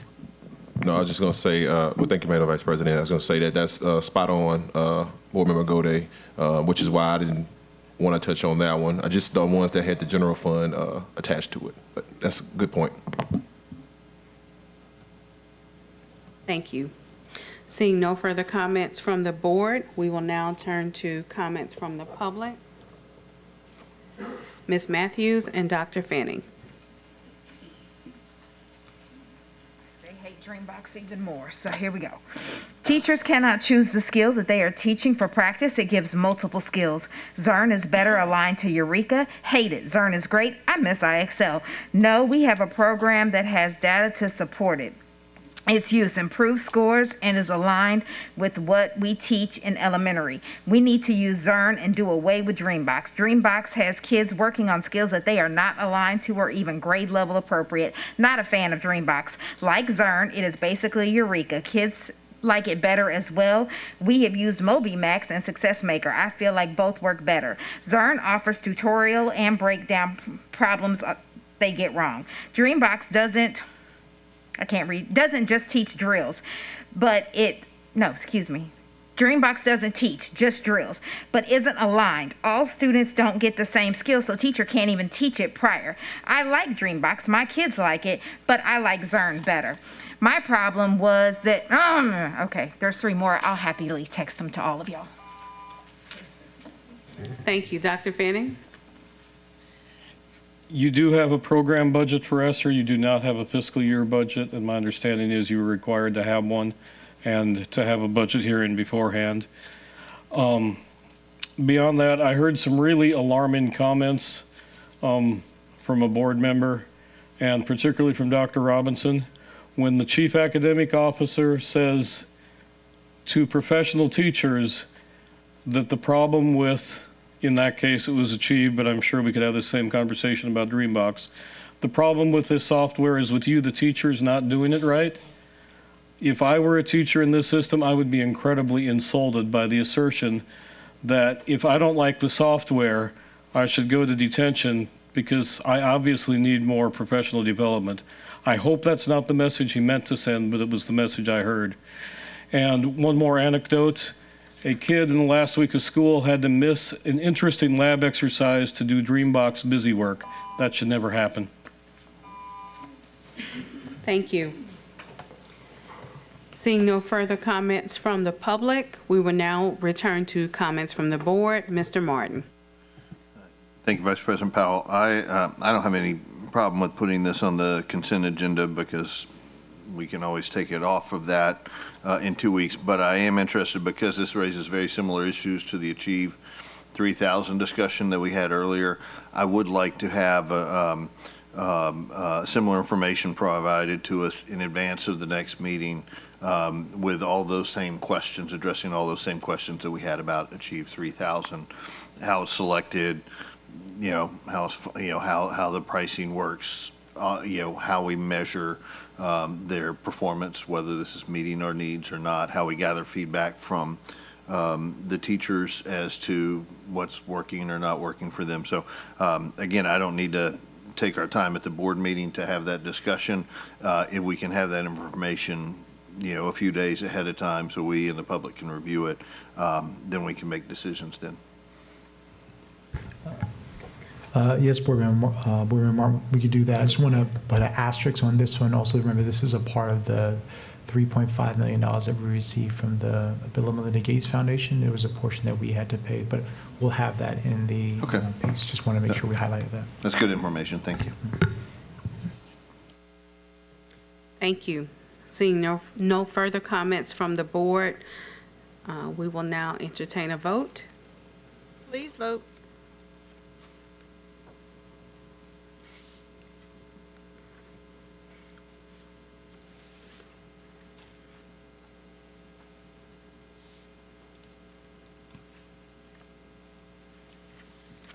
The motion carries. Thank you. Item 11, Professional Services Contract, National Institute for Excellence in Teaching, NIET. Consideration of a request for the approval of a professional services contract between the East Baton Rouge Parish School Board and NIET in the amount of $427,500 to provide professional development on school improvement best practices, strategic alignment, student achievement, funding source, redesign. Is there a motion? Okay, it has been moved by Mr. Gode. Is there a second? It has been seconded by Mr. Martin. Comments from the board? Mr. Gode. Yes, I just want to double check. If I read the memo behind this, this is focused on the schools that are in critical CIR schools, critical intervention required schools. Is that correct? Dr. Bethel or Mr. Brickhouse. Yes, this is focused specifically on the 39 CIR schools that we have. So these are focused on the lower, not the lower performing. Schools in We said school we did schools in need of improvement, and this is coming from the redesign fund. Is that the ESSER, or what fund is this coming from? Sir, it's not ESSER. We have a special grant from LDOE, and it's called Redesign. It's Okay. $1.1 million, and it's for schools that are in comprehensive support. So this is the state. This is a grant from the state, Yes, sir. specifically for schools. School improvement. For school improvement. Okay. Thank you. So it has no impact on the general fund whatsoever.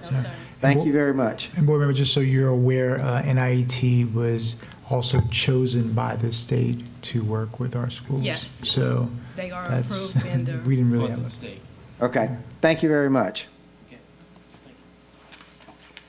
Thank you. I have entered the queue as well. I just simply wanted to share that, just as Dr. Narcisse has mentioned, this is not only a state-approved program, but one that they often recommend for the sake of being able to provide intensive support for teachers and providing an assessment rubric and a tool to prepare teachers for the evaluation process.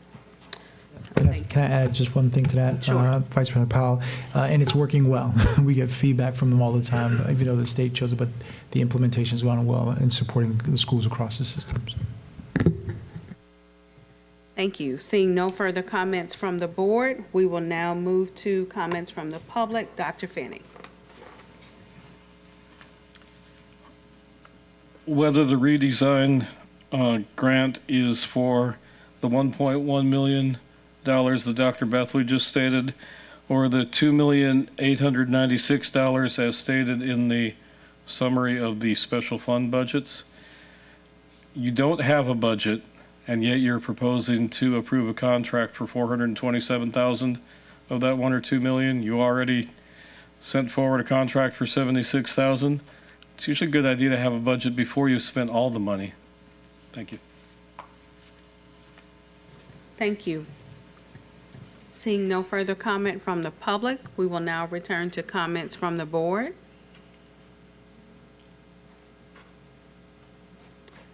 Seeing none, we will entertain a vote. Please vote.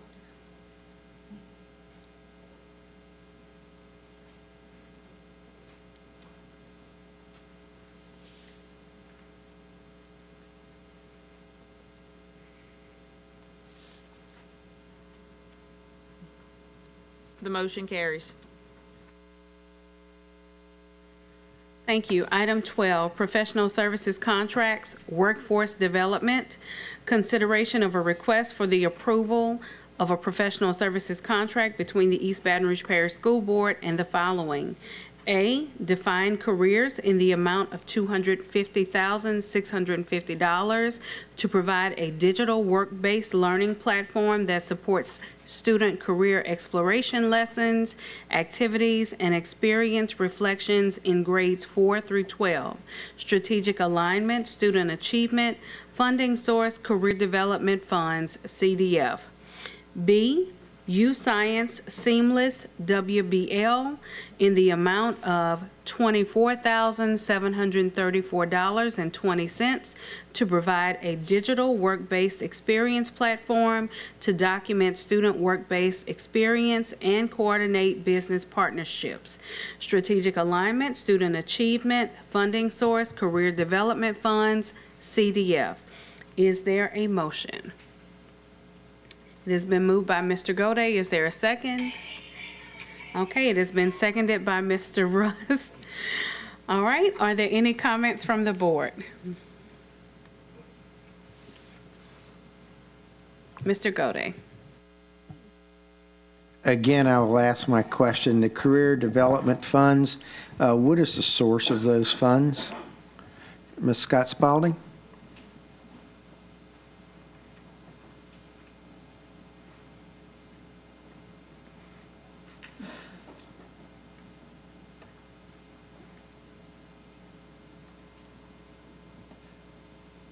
Oh, Ms. Lopez. CDF is a part of MFP, so it's through the general fund. It's through the general fund, but it's a specific number coming through the MFP. Correct, in level 4. Okay, thank you.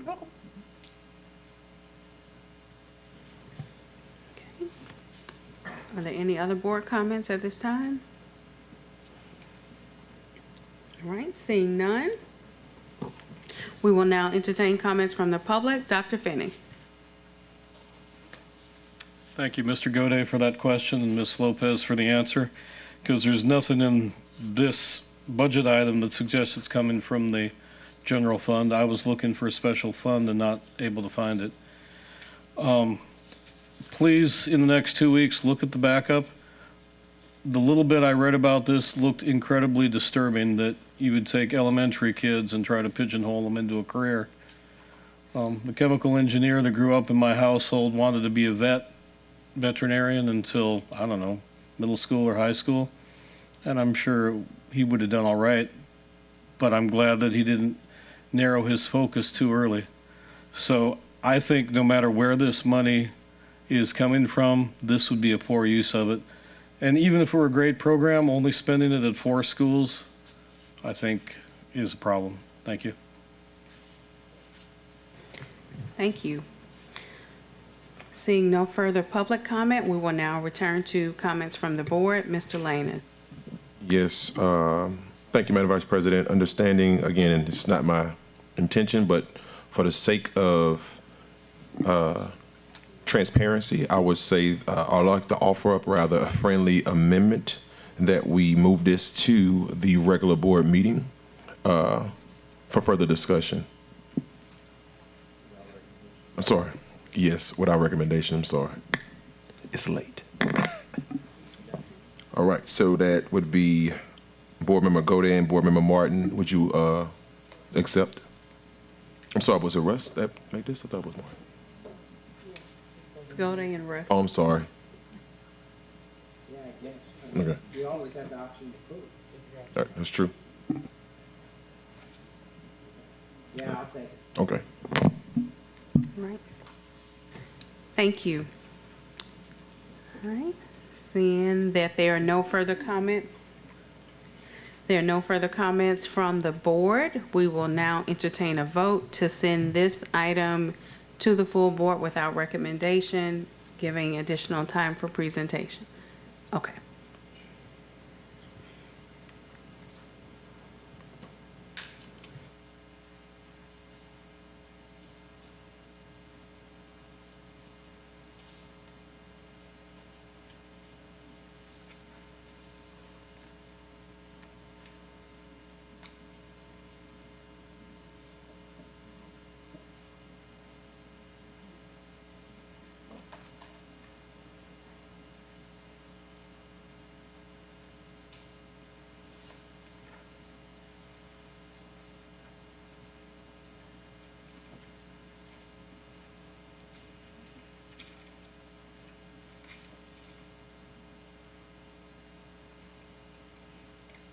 Please vote.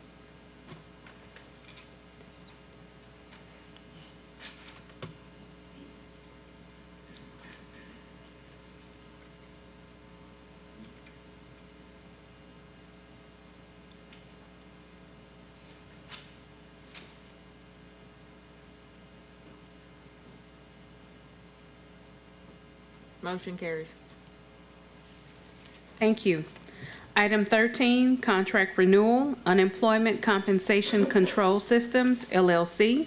Consideration of a request for the approval of the contract renewal between the East Baton Rouge Parish School Board and Unemployment Compensation Control Systems, LLC, UCCS, in the amount of $144,000 per year, for a period of 3 years beginning July 1st, 2023 through June 30th, 2026. Strategic alignment, operational excellence, funding source, disbursement, clearing fund. Is there a motion? Okay, it has been moved by Mr. Lanus and seconded by Mr. Russ. Comments from the board? Mr. Martin. Thank you, Madam Vice President. I'm just curious how much I understand the need to prevent fraud and to ensure that if we've, for example, terminated somebody for cause, that they don't go collect unemployment insurance. But I'm curious what our experience has been in terms of a cost-benefit analysis of how much we're actually saving with the spending of this $144,000. If Mr. Crochet is available, ask him to come up and speak to that if he has the data. And if not, we can get it for you, Mr. Martin.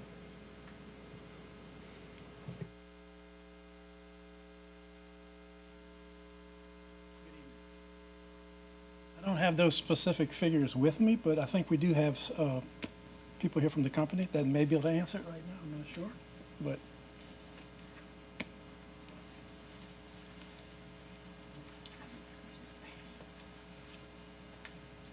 Good evening. I'm Alva Terrell, and I operate UCCS, and we have had this cost control program now for, I would say, 16 years. I believe Mr. Gaucher knows of us anyway, since he's the only city member that I really am familiar with. When we first started out this, we were going through Hurricane Katrina, and the cost of the program was over $430,000. That's what the contract was. In that was the fees, the administrative fees for that, and the cost of the unemployment claims. I developed a relationship with HR. I went through Ms. Donaldson during the pandemic, and it was very difficult because HR had to really mitigate through me the claims, and we had problems with the mail, et cetera, et cetera. So we came back when we were having budgetary issues, EBR, as we're having right now, and we cut our contract costs from $430,000 to $144,000. And according to my records, in the contract year of 2021-2022, we had 0 benefit charges in the third quarter, and that was right in the heap of the pandemic where we had so many fraudulent cases, lots of them coming right from transportation and food services, a lot of teachers also. They did not understand that they were still getting paid, but they were listening to all of the federal monies that were given out during the pandemic, and so they jumped on it. Well, it is our job to be sure that we're on it 24/7 when these claims come through. And I don't mean 8-hour job from 9 to 5, 24/7. We have a software that was designed for our company called ImpuComp that we use that's connected directly to Louisiana Workforce. And so in the middle of the night, my husband had suffered from Alzheimer's. And so I was up all during the night and moved my home office, moved my office, my corporate office home during that pandemic period. And we saw 0%, which is very, very unusual to not have any cost at all through a quarter. So through that year, we had a savings of $192,000 compared to what we were spending before.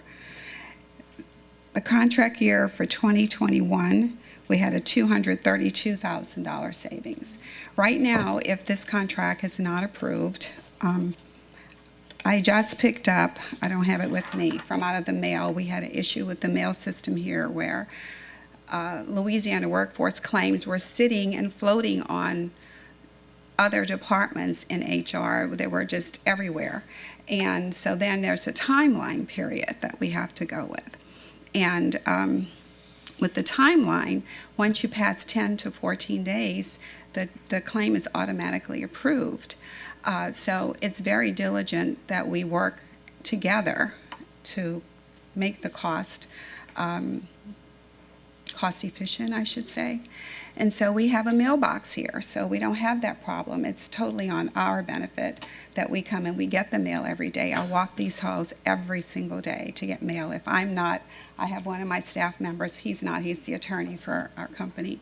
And on top of that, we have a $100,000 cash bond that we have in deposit. That's the company's money, because we're going to assure that if we sleep any claims that are our fault from not answering, not winning hearings, keeping Mr. Shamlin from going to countless hearings, we do all of that. And we have $100,000 on deposit of our money to assure that if we mess up in any given quarter, we write the check. So you have any other questions? No, ma'am. Thank you very much. Thank you. Hi. Hello, everyone. My name is Phil Smith, and just wanted to speak to, I think, the question I heard with UCCS.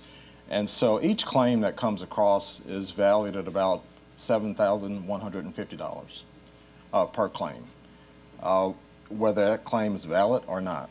And so oftentimes during summer months and other periods, some employees and some part-time employees and some substitute employees automatically file for claims each year. And if we do not contest those claims are paid by the Louisiana Workforce Commission. So each claim at $7,150 is a maximum benefit. If you have 50 claims, you're talking $375,000 that could be exposed at that point. And that number goes up just based upon the number of claims that you have. And so we track those claims, like Ms. Terrell said, on a consistent basis to make sure that those claims are not paid if they should not be paid. If a person qualifies for benefits, then of course they're going to get those benefits. But if not, we make sure that they don't. Thank you, Mr. Smith. That's very helpful. Appreciate it. And just briefly, just 10 seconds. The bottom line is we save the school board money.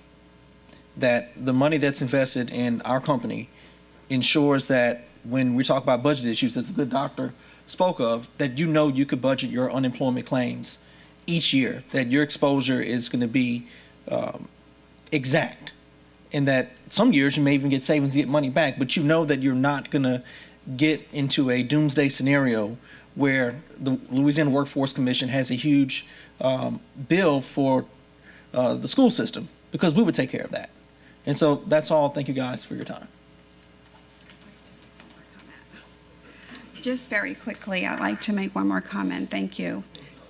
But during the pandemic, Louisiana paid out at least $405 million in unemployment insurance to ineligible workers in audits. Okay? We had the lowest count throughout the school board. We represent other school boards. EBR had the lowest count. And that is because we work together with the entire staff. Thank you. Thank you. Okay, are there any other board comments at this time? Seeing none. Comments from the public? There are no cue cards from the public. We will return to the board. Any comments from the board at this time? Seeing none, we will entertain a vote. Please vote.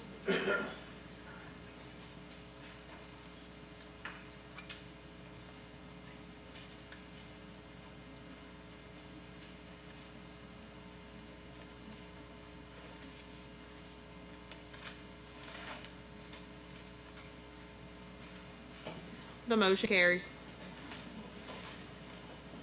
Thank you. Item 14, contract agreement, Beable. Consideration of a request for the approval of a 2-year contract renewal between the East Baton Rouge Parish School Board and Beable Education Incorporated in the amount of $121,652 for a career-based literacy program for the following MSAP schools: Villa Del Rey Elementary, Park Forest Elementary, Park Forest Middle, and Bel Air High Schools. Strategic alignment, funding source, MSAP grant. Is there a motion? Okay, it has been moved by Ms. Stewart. Is there a second? It has been seconded by Mr. Ballou. Are there any comments from the board?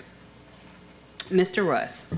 Only question I had on this on funding source, if I understood that, and I may be getting confused with something else, but I thought MSAP had expired and we were reapplying for that. Am I mixing that up with a different grant? That is correct. Is Miss, I don't see Miss Porter in here. But let me, Miss Lopez, you mind coming? Oh, I see. Yes. Thank you. Good evening, everyone. The MSAP grant was initially for 5 years, but due to COVID and different things, we have gotten extension, so we're still under the MSAP grant. So that extension would be for 23, 24, is that correct? Yes, so this is going to be funded with the money that we still have left of the MSAP grant. Okay, so remaining funds in that grant. Yes. And so we were essentially given extra time to expend those funds? Yes, that's correct. Okay, thank you. Thank you. Seeing no other comments from the board, we will now turn to comments from the public. Ms. Matthews and Dr. Finney. again, from teachers. Beable, no to achieve 3,000. Beable is so much better. I never have to fuss at the kids to do it. I don't know, that must be a teacher's dream. It's way more engaging for students, hands down. They enjoyed it, and they made it, which made it more effective because they actually wanted to use it.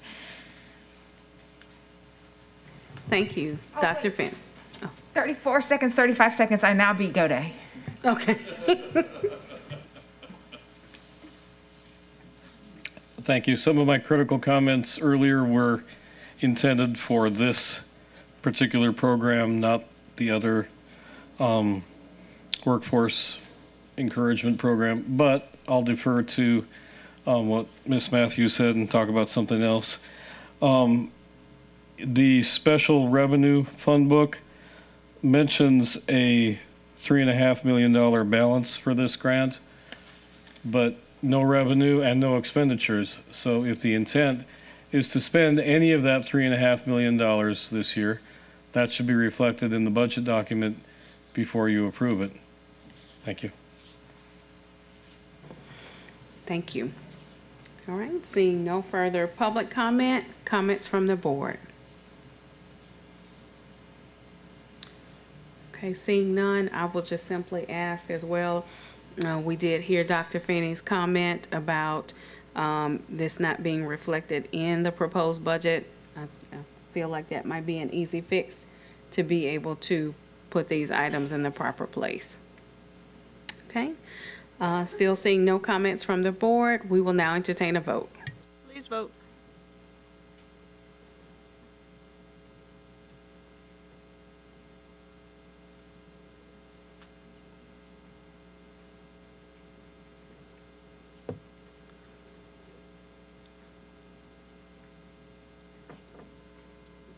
The motion carries.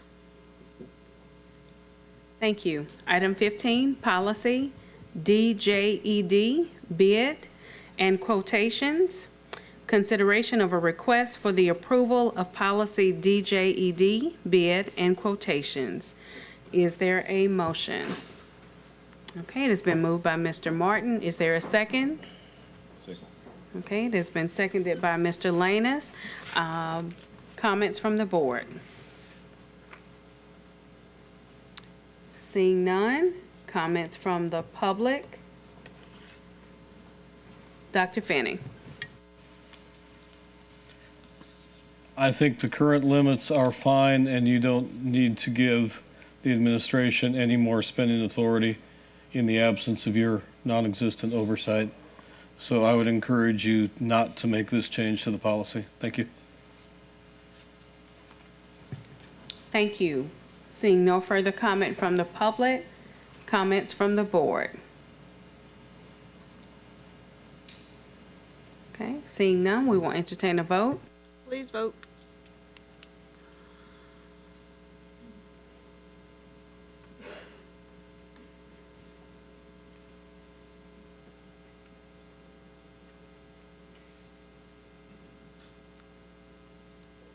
The motion carries. Thank you. Item 16, semi-annual financial tax plan update. Consideration of a request for the approval of the actual December 2022 semi-annual financial tax plan update and the 2022-2023 revised budgets for propositions 1, 2, and 3. Strategic alignment, operational excellence. Is there a motion? Okay, it has been moved by Mr. Russ. Is there a second? Okay, it has been seconded by Ms. Stewart. Comments from the board? Seeing none. Comments from the public? Dr. Finney. Thank you. I'll be brief. 3 points. The new presentation on the video screen of the results of the votes is awesome, and the IT department should be commended for that. Second, there's a healthy surplus in Proposition 3, and you should not blow it all in 1 year. And third, related to Proposition 3 and raises, I was reminded by somebody who's who left the meeting early, that the legislature is in session, and to the extent that any of you have time, it might be a good use of your time this week to visit the Capitol and try to get pay raises funded by the state. Thanks for your time. Thank you. Seeing no further comments from the public, comments from the board at this time. Okay, Mr. Lanus. Thank you, Madam Vice President. I second that, Dr. Finney. Thank you. Seeing no further comments from the board at this time, we will now entertain a vote. Please vote.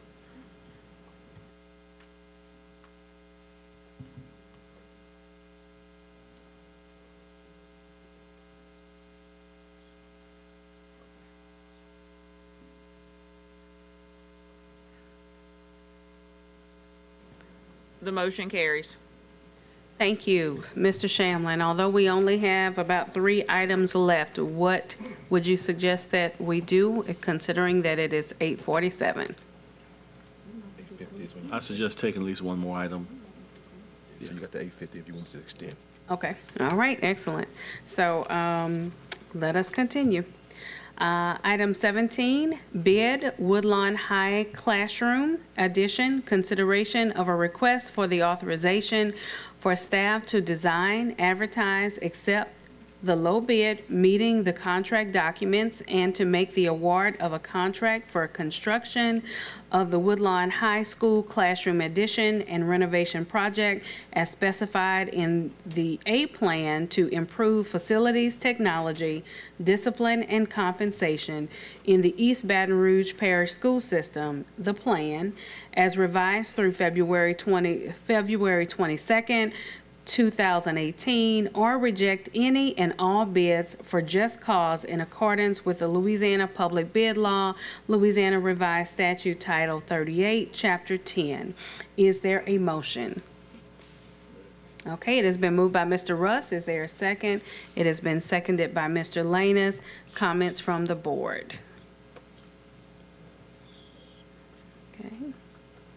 Seeing none, and seeing that there are no cue cards for, no comment cards from the public, we will return to comments from the board. Mr. Russ.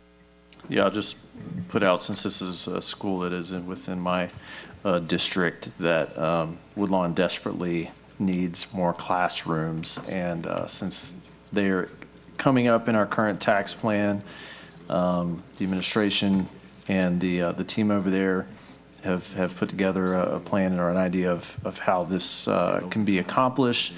And so we'd like to see this move forward at the pleasure of the board. Thanks. Thank you. Seeing no further comments from the board, we will now entertain a vote. Please vote.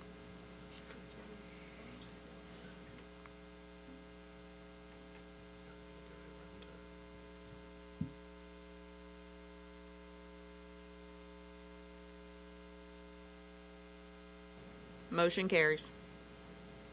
Thank you. Item 18, agreement, Fusion Architects. Consideration of a request for the approval of an agreement between the East Baton Rouge Parish School Board and Fusion Architects to provide floor plans as part of the schedule of values services currently provided, strategic alignment, exemplary customer services, funding source, general fund. Is there a motion? Madam Vice President, I would like to move to defer this matter to a date undetermined to allow for additional study and discussion. Okay, all right. All right, so it has been moved by Mr. Martin and seconded by Ms. Stewart that we would move this item to a further date without a particular date in mind, but giving us enough time for further study. Okay, all right. Comments from the board? Ms. Stewart. Well, actually, I wanted to kind of say that, but I agree with colleague Martin, so that was pretty much it. Okay. Thank you. Any further comments from the board at this time? Okay. Comments from the public? Dr. Finney. deferring this until the end of time would be an excellent idea. And if you're worried about 9 o'clock, you can always just abandon that policy, which was a bad idea to begin with. Thank you. Thank you, Dr. Finney. All right. We're now returning to comments from the board. Seeing none, we will entertain a vote. Please vote.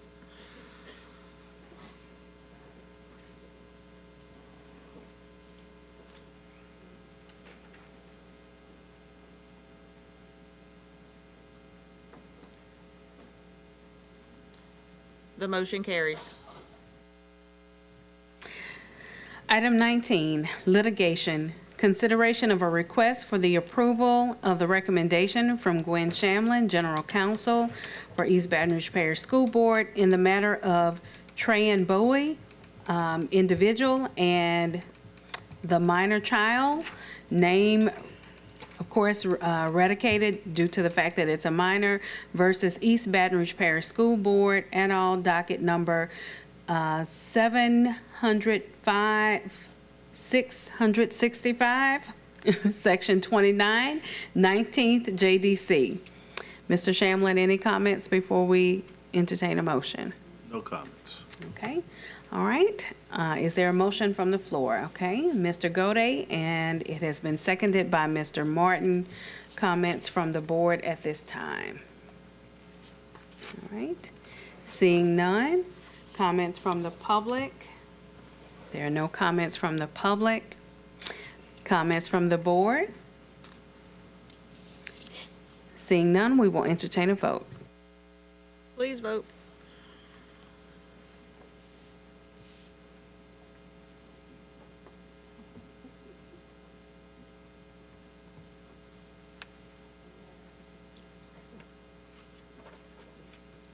Motion carries.